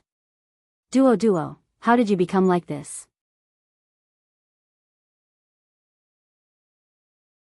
After a moment, Ni Yang let go of Duo. While rubbing her eyes, Zhao Yu started, well, it's like this. Just then, Tang Hong stepped forward with a smile, interrupting Zhao Yu before she could finish her sentence. Duo, who is this? Is she your sister? Zhao Yu lifted her head arrogantly and said, this is my mom. How about it, Sister Tang, isn't my mom beautiful? I wasn't bragging, right? Tang Hong said in surprise, she's your mom? You're not joking with me, right? Ni Yang looked barely 18 or 19 years old. It was impossible for her to be Zhao Yu's mom. I'm not joking with you. She is my mom. Zhao Yu hugged Ni Yang's arm, Mom, isn't that right? Ni Yang gave a polite yet awkward smile, right. I am her mom. Well, this feeling of being upgraded to a mom is quite good after all. Tang Hong swallowed, well, you really look young. Thank you. Zhao Yu continued, by the way Yang, let me introduce you. This is Tang Hong, she took good care of me all the way. I am Ni Yang, thank you for taking care of our dog. Ni Yang reached out her hand proactively toward Tang Hong. Tang Hong grasped Ni Yang's hand, mutual help is what we should do, don't mention it. Ni Yang's hand was delicate and soft, like a fine piece of suet jade. An older person would not have such hands. Besides, what does her age matter? As long as she looks beautiful and can fetch a good price. Tang Hong squinted her eyes and continued, Mom of Duo, I just talked to Duo about visiting my house, why don't you come along too? My house is nearby. If you find any errors, ads pop up, ads redirect, broken links, non-standard content, etc., please let us know each report so we can fix it as soon as possible.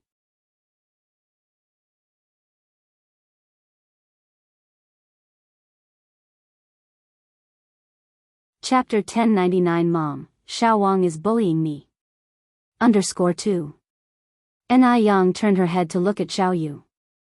Zhao Yu nodded, go ahead. I've already talked to Sister Tang. Okay. Let's go this way. Cross the intersection ahead and just walk a bit further to get there. Tang Hong led the way, and in a corner invisible to Ni Yang and Zhao Yu, she secretly made eye contact with the man standing by the roadside. The man, catching Tang Hong's glance, immediately threw away his cigarette butt and quickly ran across the street. Ni Yang glanced sideways at Zhao Yu and whispered, Doggy, this friend of yours seems a bit weird.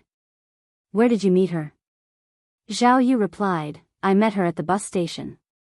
Sister Tang is really nice. She bought me food and even took me to stay at a hotel. Before I knew Sister Tang, I could only sleep on trees at night. Ni Yang patted Zhao Yu on the shoulder, Doggy, you've had a tough time. Now it wasn't convenient here, otherwise Ni Yang really wanted to ask her what exactly had happened during this time. About 15 minutes later, they arrived at Tang Hong's place. The location was rather remote, and the environment wasn't very good. Tang Hong lived on the first floor. Duo's mom, this is my home. Stand here for a moment, I'll go knock on the door. Zhao Yu nodded, yeah, go ahead. Tang Hong went over to knock on the door, Mom, big brother, second brother, third brother. I'm back, hurry open the door. The person who opened the door was an elderly person with graying hair, who looked kind and gentle like the old grandma next door, very affable. Hong is back.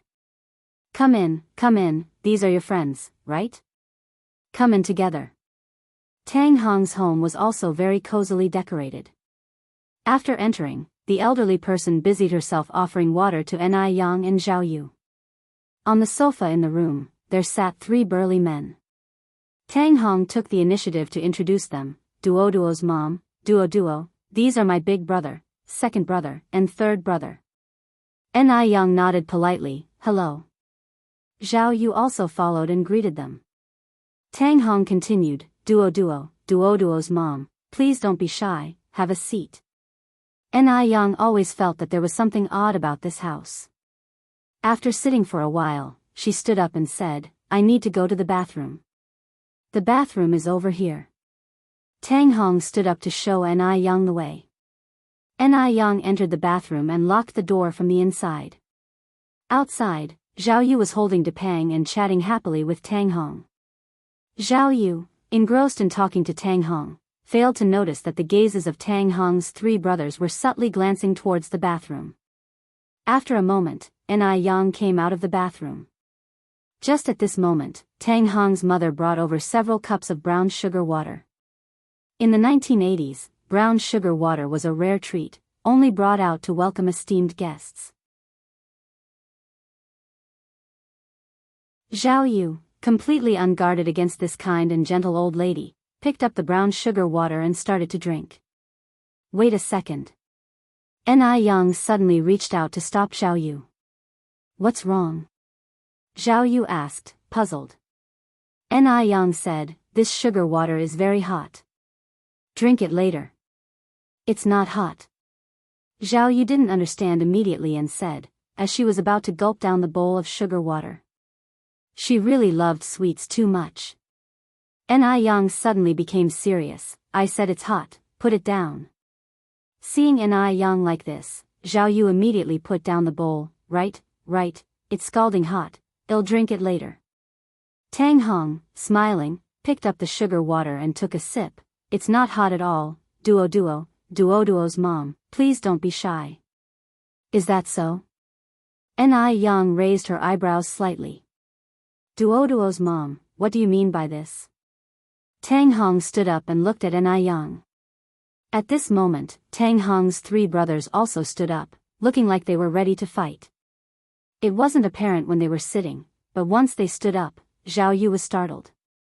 Tang Hong's three brothers, not only were each of them stout men, but they were all over 1.80 meters in height. With stern and fierce expressions, they looked menacing. In fact, these were not Tang Hong's brothers at all. They were Tang Hong's accomplices. The five of them, posing as a family of five, had deceived countless young girls over the years. Sister Tang, you drugged the sugar water. Zhao Yu looked at Tang Hong. At this moment, Tang Hong's mother immediately locked the door from inside and drew all the curtains in the room, while Tang Hong also showed her true colors. This sugar water, will you drink it yourselves, or do we have to force feed you? If you find any errors, ads pop up, ads redirect, broken links, non-standard content, etc., please let us know, report, so we can fix it as soon as possible.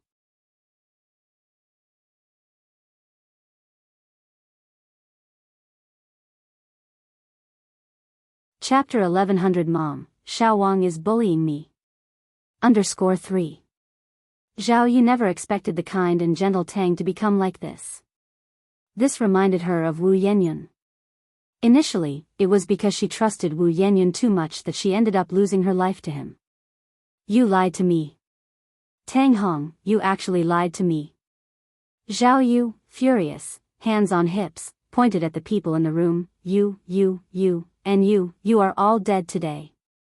Dare to bully me, my mom won't let you off today.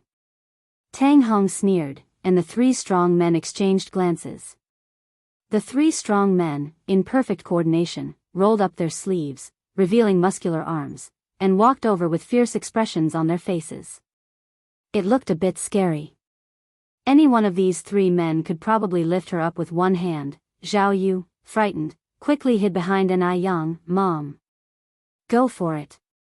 But with Ni Yang around, Zhao Yu wasn't scared at all. She was extremely grateful to have met Ni Yang on the street, otherwise, she would have been tricked again. She couldn't beat these three strong men. Thank goodness. Thank goodness she still had someone to rely on. This feeling of having support was truly great. Tang Hong said with a smile, the wise adapt, you can't escape today. If you cooperate well, you might suffer less physical pain. Zhao Yu peeked out from behind Ni Yang.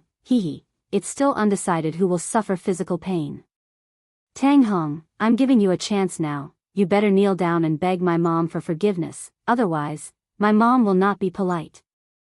Tang Hong's face was full of disdain, just with her. Although Ni Yang looked beautiful and had a good demeanor, she was after all, just a girl. A girl, could she beat 3 strong men? Finishing her words, Tang Hong continued, be careful when you start, don't hit the face. They rely on their faces to raise their prices. Got it. One of the strong men looked back at Tang Hong. Tang Hong picked up a cup, turned, and sat on the sofa. She was a compassionate person and couldn't stand to watch violent scenes. Bang! Just then, a loud noise suddenly erupted in the room. Tang Hong was startled, the sugar water in her cup splashed onto her hand, and she turned to look behind, completely stunned. Was she seeing an illusion? Just then, Ni Yang performed a beautiful backspin kick, striking the chins of 2 strong men in a combo, lightly lifting them. Bang, bang, great. Awesome. Zhao Yu stood behind cheering Ni Yang on. Bring the rope over and tie them all up. Okay. Zhao Yu immediately ran to get the rope. Tang Hong knew she had stirred up trouble. She hadn't expected Ni Yang, who looked slim, to be so skilled. No. She had to leave here quickly. Tang Hong exchanged a glance with the old lady in the room, and they quietly moved towards the door. Where do you think you're going?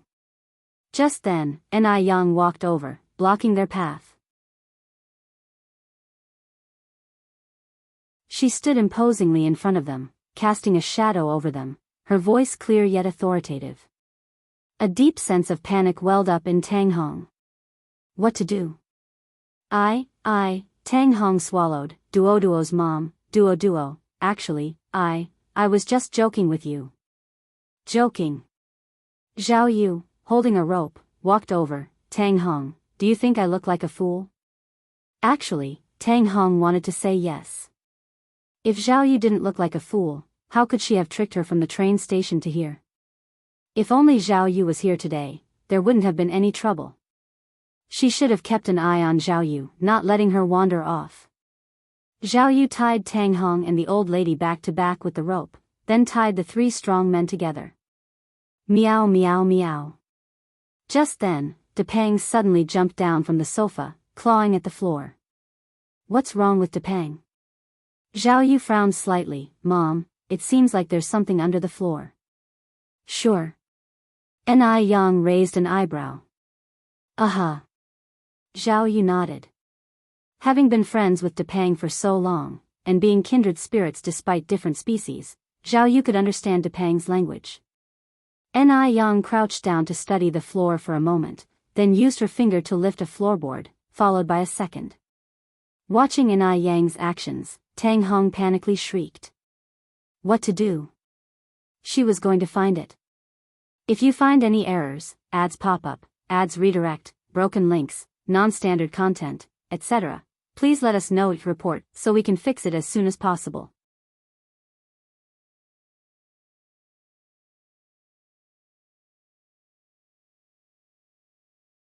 Chapter 1101 Mom, Xiao Wang is bullying me. _4. We must not let her discover the secret of the basement. The 3 burly men were also struggling hard. Just as Ni Yang lifted the 4th floorboard, she suddenly saw a pair of hopeful eyes. There were people underground. And not just one, but several 17 or 18-year-old girls, their hands and feet bound with ropes, mouths sealed with clear tape. It turned out this place was actually the den of human traffickers.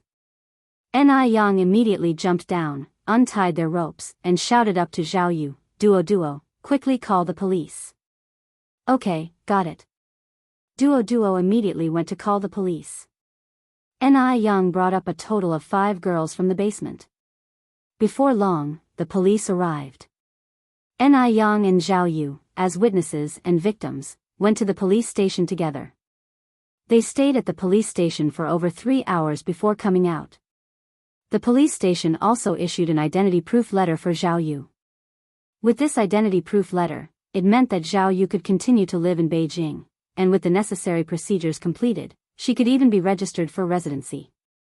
Coming out of the police station, N.I. Yang took Zhao Yu to the mall for a visit and bought her several sets of clothes, from inside out. On the way, Zhao Yu recounted all the events that had happened recently to N.I. Yang. Is Wu Yanyan still in Beijing? Zhao Yu asked. She is, N.I. Yang nodded.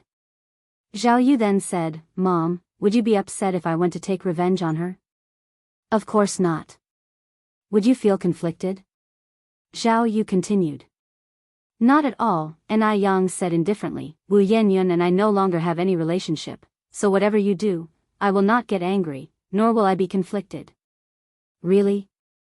Zhao Yu asked incredulously, but she is your sister after all. The corners of N.I. Yang's mouth curved up in a very slight smile. I have no sisterly fate with her, duo. There's a life debt between you and her, so whatever you do, I won't get angry, and I won't stop you. Having said this, N.I. Yang paused and then added, but, duo, there's one thing I want to tell you, you are a person, this is a human society, and it's a society ruled by law. If you take a life, you will pay the corresponding price. I don't want you to sacrifice yourself for the sake of Wu Yanyan. Zhao Yu nodded, yeah, I know, Yang, don't worry, I won't overdo it. Knowing that N.I. Yang wouldn't interfere with her matters with Wu Yanyan, Zhao Yu relaxed considerably. Her biggest fear was that N.I. Yang would be caught in the middle and feel conflicted. In no time at all, they returned to Jinghua village. Depang hadn't been back to Jinghua village for a long time, so he ran straight to Zhao Shuyu's place ahead of time. When Zhao Shuyu saw Depang, her eyes turned red with excitement, and the cup in her hand dropped to the ground. Depang. Silly Depang. Where have you been all these days? Depang jumped into Zhao Shuyu's arms, meowing non-stop, like a spoiled child.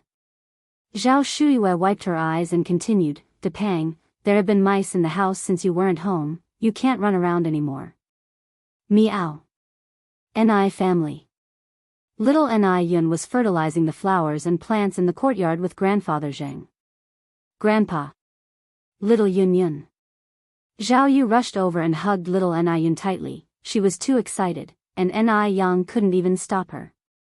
Grandfather Zheng got startled. Who are you? Little N.I. Yun was also confused. Sister, who are you? N.I. Yang walked over from behind. Grandpa, this is Zhao Yu. She's also my goddaughter. Her nickname is Duo. You can call her Duo or Yu. Goddaughter Duo? N.I. Yang was so young, how could she have a goddaughter already? And, she shares the same name as Duo? For a moment, Grandfather Zheng was bewildered. Yang, what exactly is going on? Grandfather Zheng pulled N.I. Yang aside and asked quietly. N.I. Yang said, Don't worry, Grandpa, Duo is not a bad person. Her parents are both gone, and she was almost fooled by human traffickers in the city center. I happened to pass by and called the police. At the police station, she saw that I looked similar to her deceased mother, so she clung to my leg calling me Mom. The police also said she was very pitiful with nowhere to go, so they issued an identity proof and let me take her home. Really? Grandfather Zheng felt there was more to the story. If you find any errors, ads pop up, ads redirect, broken links, non-standard content, etc., please let us know each report so we can fix it as soon as possible.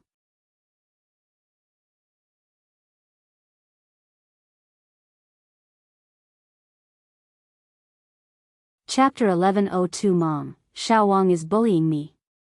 _5. He always felt like he had known Zhao Yu for a long time. Seeing Zhao Yu always gave him an inexplicable sense of warmth, and Zhao Yu was very familiar with them, calling him Grandpa and Little Yun right away. How could someone be this way upon first meeting? But old Master Zheng just couldn't remember where he had seen Zhao Yu before. Being a lifelong materialist, old Master Zheng never expected that this Zhao Yu in front of him was the former Duo. Despite his doubts, old Master Zheng didn't say much more because he trusted N.I. Yang to handle things appropriately and wouldn't have brought Zhao Yu back without a reason. Sister, are you my sister's goddaughter? Little N.I. Yun asked Zhao Yu. Zhao Yu nodded. Little N.I. Yun held her chin and thought for a moment. then said, "Then you can't call me Little Yun Yun." "Why?" Zhao Yu responded, "Doesn't everyone call you Little Yun Yun?" She used to call her that too. Little Yun put her hands on her hips, assuming a grown-up demeanor, and said, "According to seniority, you should call me Little Aunt." Recording this, Little Yun turned to Yang, "Sister, I'm right, aren't I?" Yang smiled and nodded, "Yes, you're right. But you are younger than me." Zhao Yu expressed her dissatisfaction, "I don't want to call you Little Aunt." Little Yun snorted, "But my seniority is higher. Be good, call me Little Aunt, and they'll give you candy." Saying this, Little Yun theatrically took out her only candy of the week. Seeing the candy, Zhao Yu's eyes lit up as she quickly took it. "Thank you, Little Aunt. You're so kind." Zhao Yu knelt there while Little Yun stood on tiptoe, patting Zhao Yu's head. "Good girl." Yang, back inside, Zhao Yu warmly greeted Old Lady Shangguan and Old Lady Zhang. Old Lady Zhang and Old Lady Shangguan were also puzzled. Yang repeated the explanation she had given to the two elders. Like Old Master Zhang, the two elders felt a strange affinity for Zhao Yu and immediately welcomed her arrival. That evening, Cuehua and Shangguan Dehui also returned. Yang introduced Zhao Yu to Cuehua and Shangguan Dehui. Cuehua and Shangguan Dehui, suddenly becoming grandparents, were also somewhat bewildered. Cuehua pulled Yang aside. Yang, are you serious? Are you really accepting Duo as your goddaughter?" "Of course, I am," Yang nodded. "Do I look like I'm joking?" Cuehua continued, "It seems to me she's about your age. You're an unmarried young lady, and having a little girl call you mom, wouldn't that look bad if people saw?" Yang laughed, "Age and seniority don't matter, and I feel a special connection with Duo. Don't worry, Mom, I know what I'm doing." All right, Cuehua laughed, "as long as you know what you're doing." At dinner, Cuehua and Shangguan Dehui gave Zhao Yu a big red envelope.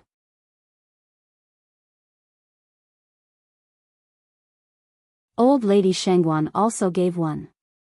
Old Master Zhang and Old Lady Zhang gave a gold bracelet. The next day, Yang took Zhao Yu around the village, and everyone came to know that Yang had adopted a beautiful goddaughter.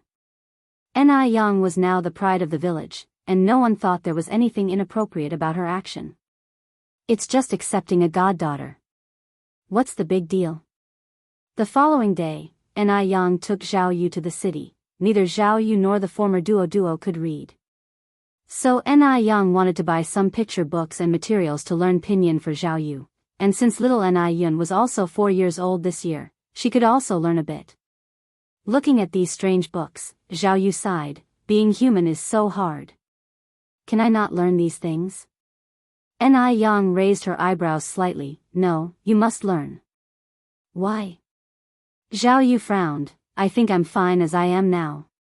Why do I need to learn this?" Yang replied, "Being illiterate is like being blind, you won't even know if someone cheats you." Zhao Yu said, "I won't be cheated." Yang smiled and asked, Duo, do you think I look cool and handsome when I drive?" "Handsome. Cool. The car is faster than birds, how could it not be cool?" Yang continued, "Then do you want to learn to drive?" Zhao Yu eagerly nodded, "Yes." Yang continued, "If you want to learn to drive, you must learn to read, otherwise you can't." "Really?" Zhao Yu asked. "Have I ever lied to you?" Yang retorted. Zhao Yu hesitated for a moment, then nodded, All right.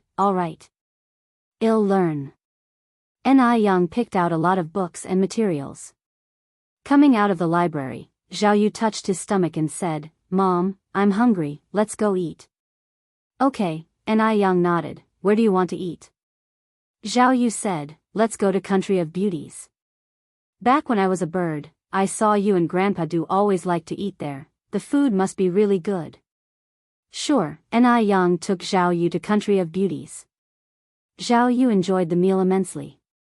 At this moment, she had to exclaim, "It's so good to be human. To eat all these delicious foods. What's birdseed?" What are insects?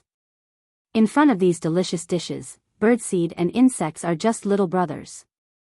Seeing Zhao Yu enjoying her meal, Yang said smiling, eat slowly, no one's rushing you. I'm going downstairs to find Sister Lanji for something. I'll come back up to find you in a bit.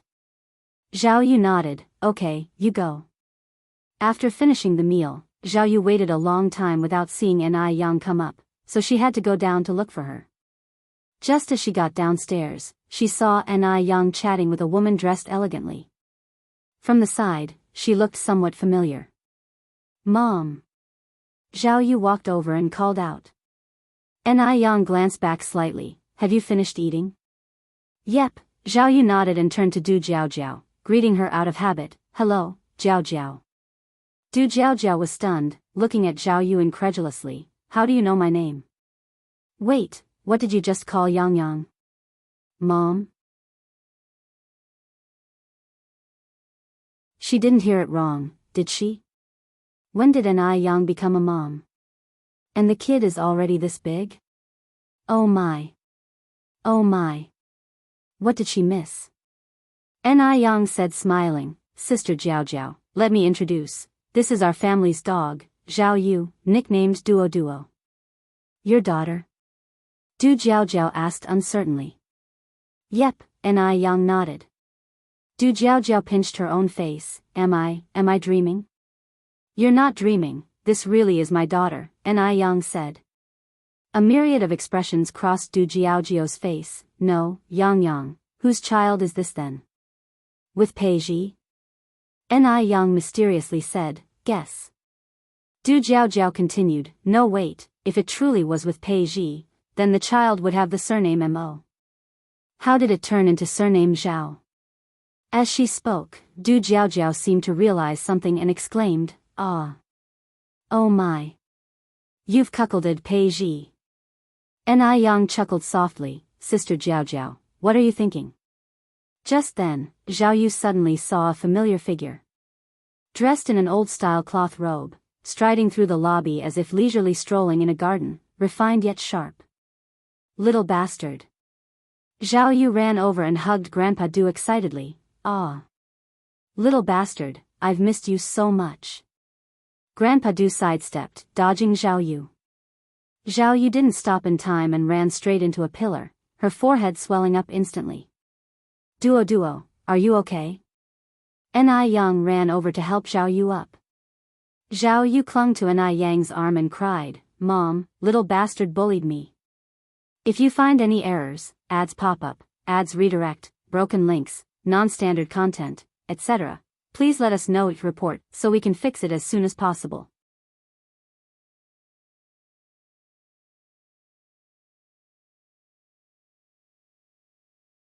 Chapter 1103 Daddy.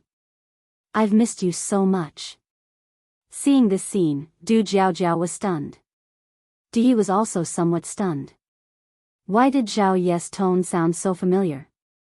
Who is she? And why did she call Yang mom? Yang helped Zhao Yu up, does it hurt? Serves you right. Who told you to be so impulsive? It hurts to death. Zhao Yu rubbed her forehead and said, Mom, you have to avenge me. Beat this little bastard to death. It's just too much. To think how much I've missed him, and he actually did this. Di walked over to the two of them, pinched Yang's wrist through the fabric of her clothing, and pulled her aside, asking in a low voice, who is she? After speaking, Di added, is it Duo? Although it was a rhetorical question, he said it with the tone of an affirmative statement. Yang was hesitating about how to start explaining to Du Yi, but he had already guessed it himself. Don't you think this is all a bit incredible? She had gone through rebirth and had accepted the fact that Duo turned from bird to human, but how did Di guess it? His mental strength must be really incredible. Di looked unperturbed, so you mean, she really is Duo? Yang nodded, and then followed up, how did you guess? Di twirled his Buddha beads, in this world, the only one who dares to call me that way is Duo, there's no one else. After giving the Buddha beads to Duo, Di went to the temple to get another string. Although it wasn't as handy as the old one, it was still better than none. Aren't you surprised at all? Ni Young asked back. Dee said calmly, there are wonders of all sorts in this world. When you've seen enough, nothing seems strange anymore. His words were light, but carried a hint of bitterness. People who haven't experienced it themselves can't imagine what he's been through. Ni Young nodded in agreement, you're right. Dee glanced at her, and then asked, Ni Young, how old are you this year?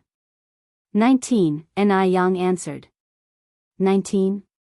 Which 19-year-old girl is brave enough to not be scared when seeing a bird turn into a human? In terms of experience, Ni Young must be far ahead of him. Are you really 19? Ni Young smiled lightly, would you believe me if I said I'm 90? Of course I don't believe that, Dee shook his head. Ni Young continued, Duo turned into a human, and you're not afraid at all? Dee chuckled lightly, if a young girl like you isn't scared, what's there for me to fear? Ni Young coughed lightly, after all, I am a 90-year-old. Then I'm 109, Dee said, playing with his Buddha beads. Heh, Ni Young looked him up and down, braggart. As if she hadn't bragged herself.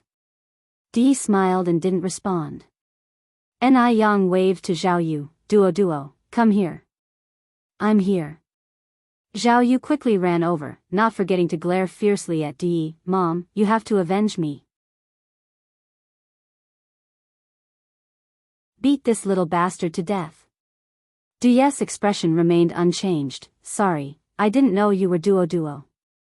When you came charging at me, dodging was just an instinct. I think you did it on purpose. Duo crossed her arms, Mom, hit him. Spank his butt till it blooms. Let's see if he dares to bully me again. Hearing this, Dee's face inexplicably turned very red. I'll spank your butt till it blooms first, for being so disrespectful. Ni Young poked Zhao Yu's head. Zhao Yu looked aggrieved, Mom, you're biased. It was clearly Xiao Wang who wanted to bully me. I'm your dog son. How can you treat me like this? Ni Young looked at Zhao Yu, biased? If it weren't for Dee, your little life would have been long gone. Hurry up and thank Dee, dog son, we can't be ungrateful. Huh? Zhao Yu looked at Ni Young, confused, what? You want to avenge me, and now you even want me to apologize to him. Mom, your heart is way too biased. Am I still your dog son or not? Zhao Yu was about to cry. He hadn't been with his mom for some time, and she already got another dog outside. This little bastard was just too much. Thinking of this, Zhao Yu glared fiercely at Dee again. Ni Young continued, Duo, the reason you're here today is all thanks to Du's Buddha beads. Ni Young looked up at Dee, see, I didn't say it wrong, did I? In fact, from the moment Duo came back, Ni Young knew that the credit for this matter was due to Duyi.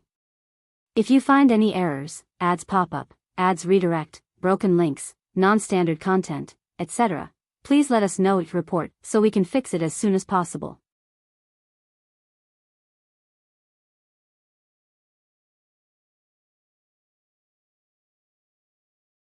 Chapter 1104 Daddy.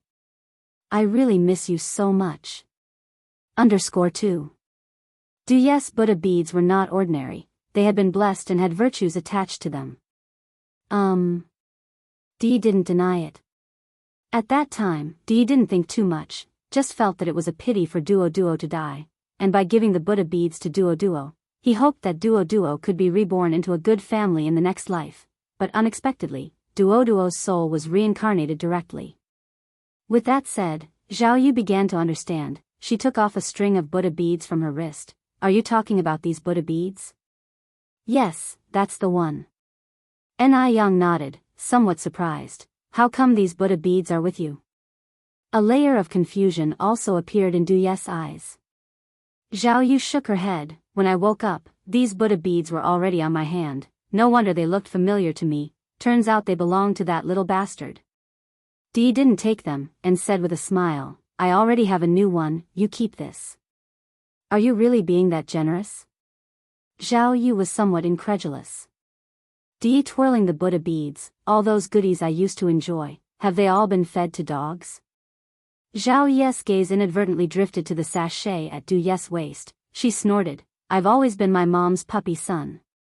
Dee, although he's not a good person, Zhao Yu is literally a dog. Sister Jiao Jiao was a bit puzzled, although she understood every word they said. When put together, she couldn't understand them at all. What are you all talking about? Why can't I understand a word? Also, didn't you give those Buddha beads to that duo?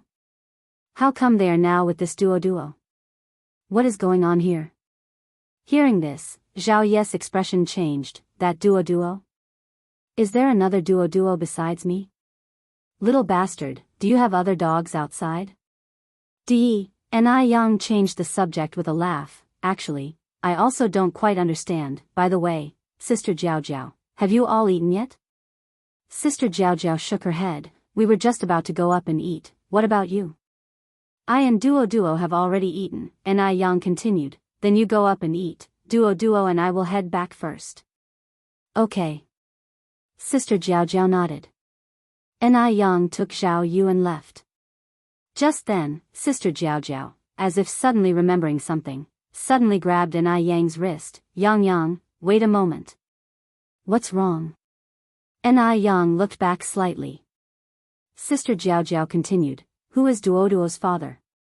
An I Yang looked at Zhao Yu with a smile. Duo, who is your dad? Zhao Yu said, my dad is surely that dog man Mo Chishan.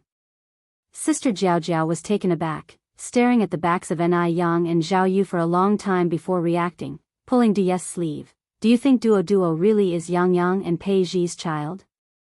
Something about this felt odd to her. It's just too strange. Dee kept a straight face. You guess. Sister Jiao Jiao said speechlessly, if I could guess, would I still ask you?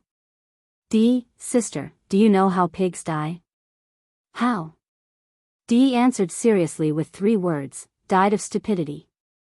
Sister Jiao Jiao was even more confused. Why would it die of stupidity? Dee looked at Sister Jiao Jiao, shook his head helplessly. At that moment, Sister Jiao Jiao suddenly realized, hey. You're calling me a pig indirectly. You're the pig. Your whole family are pigs. Dee said indifferently, my whole family includes you too. Sister Jiao Jiao, her brother has really become more cunning, managing to insult someone without a single curse word. After leaving the fragrance place, An I Yang took Zhao Yu for a round at the noodle restaurant. She planned to train Zhao Yu into a competent businessman and then hand over part of the noodle restaurant and milk tea shop business for her to manage. Otherwise, it was really too tiring for her alone. Unfortunately, Zhao Yu did not have a business mindset. The sight of the account books made her dizzy, and most importantly, she barely recognized any characters, not understanding a word An I Yang said. No, Mom, you better handle this yourself. She just wanted to live like before, a carefree freeloader, enjoying delicious food and drinks every day. An I Yang said smilingly, once unfamiliar, twice familiar, you'll get it if you look more. I really don't want to learn. I can barely recognize any characters. Zhao Yu started whining while clinging to An I Yang's arm. An I Yang continued, leaving all these tasks for your mom alone. Do you want to work me to death? If you find any errors, ads pop up, ads redirect, broken links, non-standard content, etc., please let us know, report, so we can fix it as soon as possible. You're tuning into the Dreamy Love Stories YouTube channel. Don't forget to subscribe and join us on this journey to catch the most captivating stories.